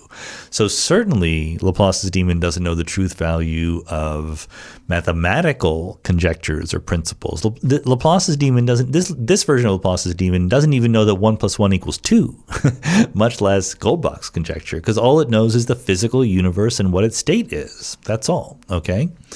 So you can't talk to about anything else. But now, of course, you're willing to say, well, that's an unrealistic version of Laplace's demon. You're limiting it too much. We haven't limited that much. It still does know the exact state of the universe and has arbitrary calculational power. But you can envision versions of Laplace's demon that know all the emergent descriptions of the world as well. A version of Laplace's demon that does know about temperature and entropy and human beings and stuff like that. And you can imagine versions of Laplace's demon that know the truth values of all well-formed mathematical statements, okay, to the extent that they exist. Or maybe that version of Laplace's demon would say, rather than talking about the truth value, we should talk about the truth value conditionalized on some set of axioms, like the Peano axioms for arithmetic or something like that. Whether certain statements follow from certain axioms, because as Gödel told us, just because a statement is true doesn't mean you can prove it from some set of axioms. Eric Stromquist asks a priority question, and he says, I recently stumbled across the fact that the same application of Noether's theorem to the U1 symmetry of the Schrödinger action that leads the electrical charge density and current, when Noether's theorem is discussed in a physics lecture, can also be interpreted as yielding the probability density psi squared for a universal wave function in configuration space, relevant to the Everett interpretation, together with its associated probability current, where that current follows the Bohmian guiding velocity field. So, for both the Everett interpretation and Bohm's theory, Noether's theorem seems to provide the Born rule with physical grounding, without having to sneak it in by hand, by just postulating that the probability density is the absolute square, or having to resort to decision-theoretic arguments. My question is, since I'm sure you're aware of this derivation of conserved currents from wave functions, why isn't much more, as opposed to very little, made of it in discussions of the measurement problem and the source of Born rule probabilities? Yeah, so you have to distinguish between two different issues. One is, what is the origin and nature of probability in quantum mechanics? And there's a separate issue, which is, why is the probability, once you understand its origin and nature, given by the wave function squared? The second one is easy, and the second one is what you're addressing here, okay? So there are many ways to mathematically derive from the Schrödinger equation the fact that psi squared gives you a probability density. That is to say, mathematically, what it means to give you a probability density is you give a function a set of numbers defined on the configuration space or whatever you want to define it on, which are individually numbers between 0 and 1, and they all add up to 1, or it's some infinite dimensional version of that, some continuous distributional version of that. And that gives you a probability density. Everyone knows that psi squared is the thing you can make from the wave function that has the properties of a conserved probability. That is something we do teach in quantum mechanics courses. David Tong, recent Mindscape guest, remember he's written all these books, textbooks, and I used his textbook when I taught quantum mechanics this last fall, and he has a very nice derivation of the conserved probability current in exactly that kind of language. But the difficult question is, okay, so why is that mathematical formula, which has the mathematical properties of a probability density, interpreted as the probability of getting a measurement outcome? That's the hard part. I mean, there's all sorts of ways. There's something called Gleason's theorem, which is another way of doing it. Zurek has an invariance-based argument. The arguments are all out there and they're well known. But that doesn't mean that you're actually establishing physically that when you do a measurement, you get different measurement outcomes with that probability. If you look very, very carefully at the derivation of the probability current using Noether's theorem, et cetera, et cetera, et cetera, the word measurement never appears. If you really want to understand quantum mechanics and why it's tricky, you can't gloss over the fact that in the standard textbook presentation of quantum mechanics, measurement has a special status. You can't just look at what's happening when the wave function is evolving according to the Schrödinger equation. The measurement violates the Schrödinger equation, and that's a whole different thing that is hard to understand. Now, I actually think that we understand it. I do think that we know why there are probabilities and why they look like the Born rule, but I accept the fact that it is a non-trivial question to ask.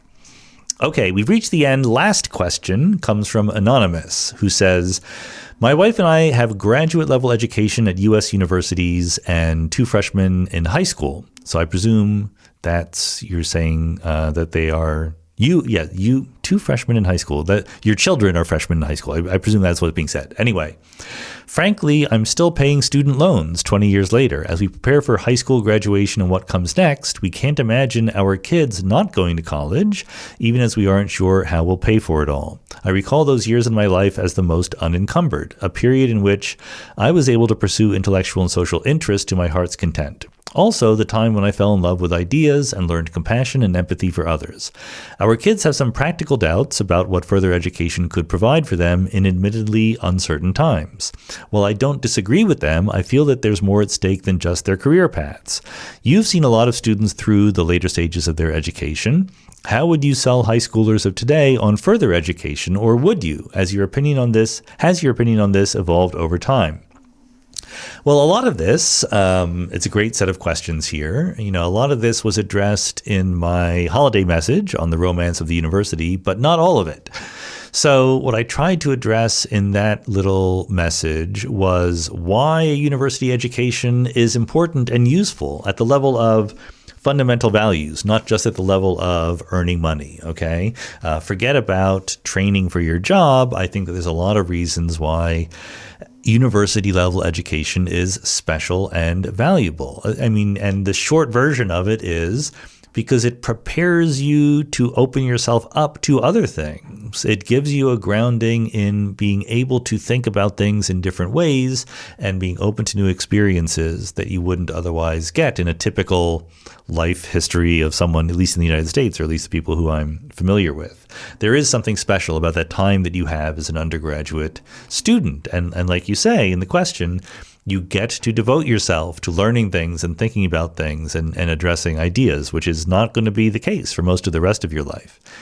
Now, what I didn't address in that message was the fact that it costs money. And these days, it costs a lot of money. It costs more money than it did when I was a kid. And when I was a kid, it already cost enough money that I had to pick my undergraduate institution on the basis of where can I get a full tuition scholarship, because we couldn't afford the actual tuition. So that's a real thing, right? I mean, it's absolutely a sensible consideration. I'm not going to tell you, oh, who cares about how much money it costs, because again, I've said this in other places, like there's a solo podcast on the coming phase transition, et cetera. The economic system here in the United States has become very good at being maximally extractive. Capitalism is always extractive. The people who want to sell you things want to set the cost, the price of the good, as high as they can because they want to earn a profit. But the problem is, how high can you set it before people stop buying it? And capitalism in the modern technological era has just become super duper good at setting it just high enough that you will buy it, but at the sort of minimum level of satisfaction. When you get a good deal on something, you can buy it, you can spend the money, and then be very happy that you purchased it. But if you're very happy that you've purchased it, then the seller is going to say, well, why didn't I charge you more for it? And if they charge just enough so that you're on the fence between buying it and not buying it, then when you buy it, you're not super happy because on the one hand, you have a good thing that you want. On the other hand, you've just given away a lot of money. Going to college has become like that, right? And the way that it's become like that, because the colleges understand that a lot of people can't afford to spend a lot of money, what they do is they, on the one hand, jack up tuition to very, very high levels, and on the other hand, provide various ways for people to either get grants or loans or things like that to pay more than they can afford. And if you do it by getting student loans, then you're stuck trying to repay those student loans for many, many years thereafter. And, a time of your life where you're not making a lot of money, where things are tough, it's very, very repressive. Honestly, it can be very difficult. So I think that if you run the numbers, it is still worth going to a good school. I think that even if all you care about is money, I think that you will make more money over the long term by going to school, taking out the student loans and repaying them than you will by not getting a college education at all. So I don't think that's actually a reason not to go to an undergraduate university. It is a reason to be annoyed and upset at how expensive it is. You can look for specific places that might be cheaper than others.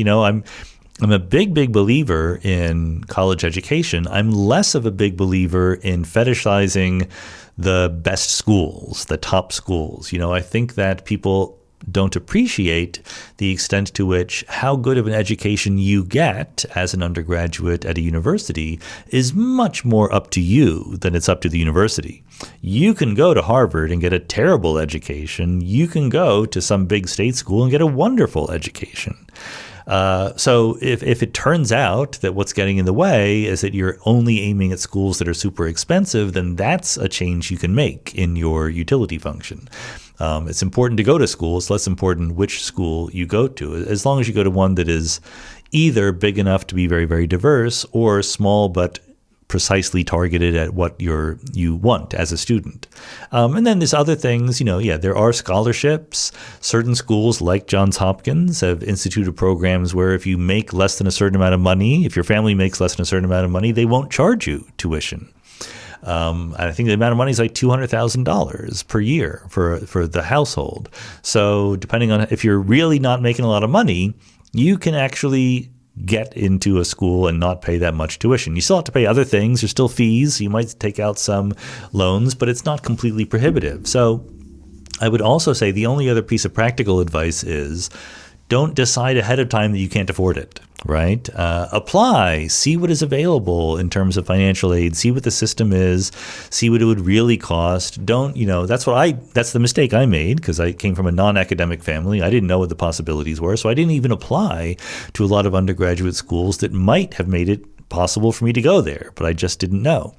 So, send out the applications, hope for the best, apply widely, apply to some really aspirational schools, apply to some that would be, perfectly good, even though they're not your first choices, and see what happens. And I do think that it's a shame if you don't end up going to college just because you think you can't afford it. Not because you're wrong in saying that you might be right or you might not be right, but don't leap to that conclusion prematurely is what I would say, because it's really, really rewarding to do it. I hope we are able to fix the system that we have so that more people can go to college and without all these extra burdens hanging down on their heads. If I were the boss of the world, that would be the case. But I remain not the boss of the world. Maybe that is better for me. Maybe it's even better for the world. Who knows? Thanks, as always, for listening to the AMA. I love your questions. I hope you appreciate the answers. Thanks for Patreon supporters for supporting Mindscape, and I'll talk to you next time.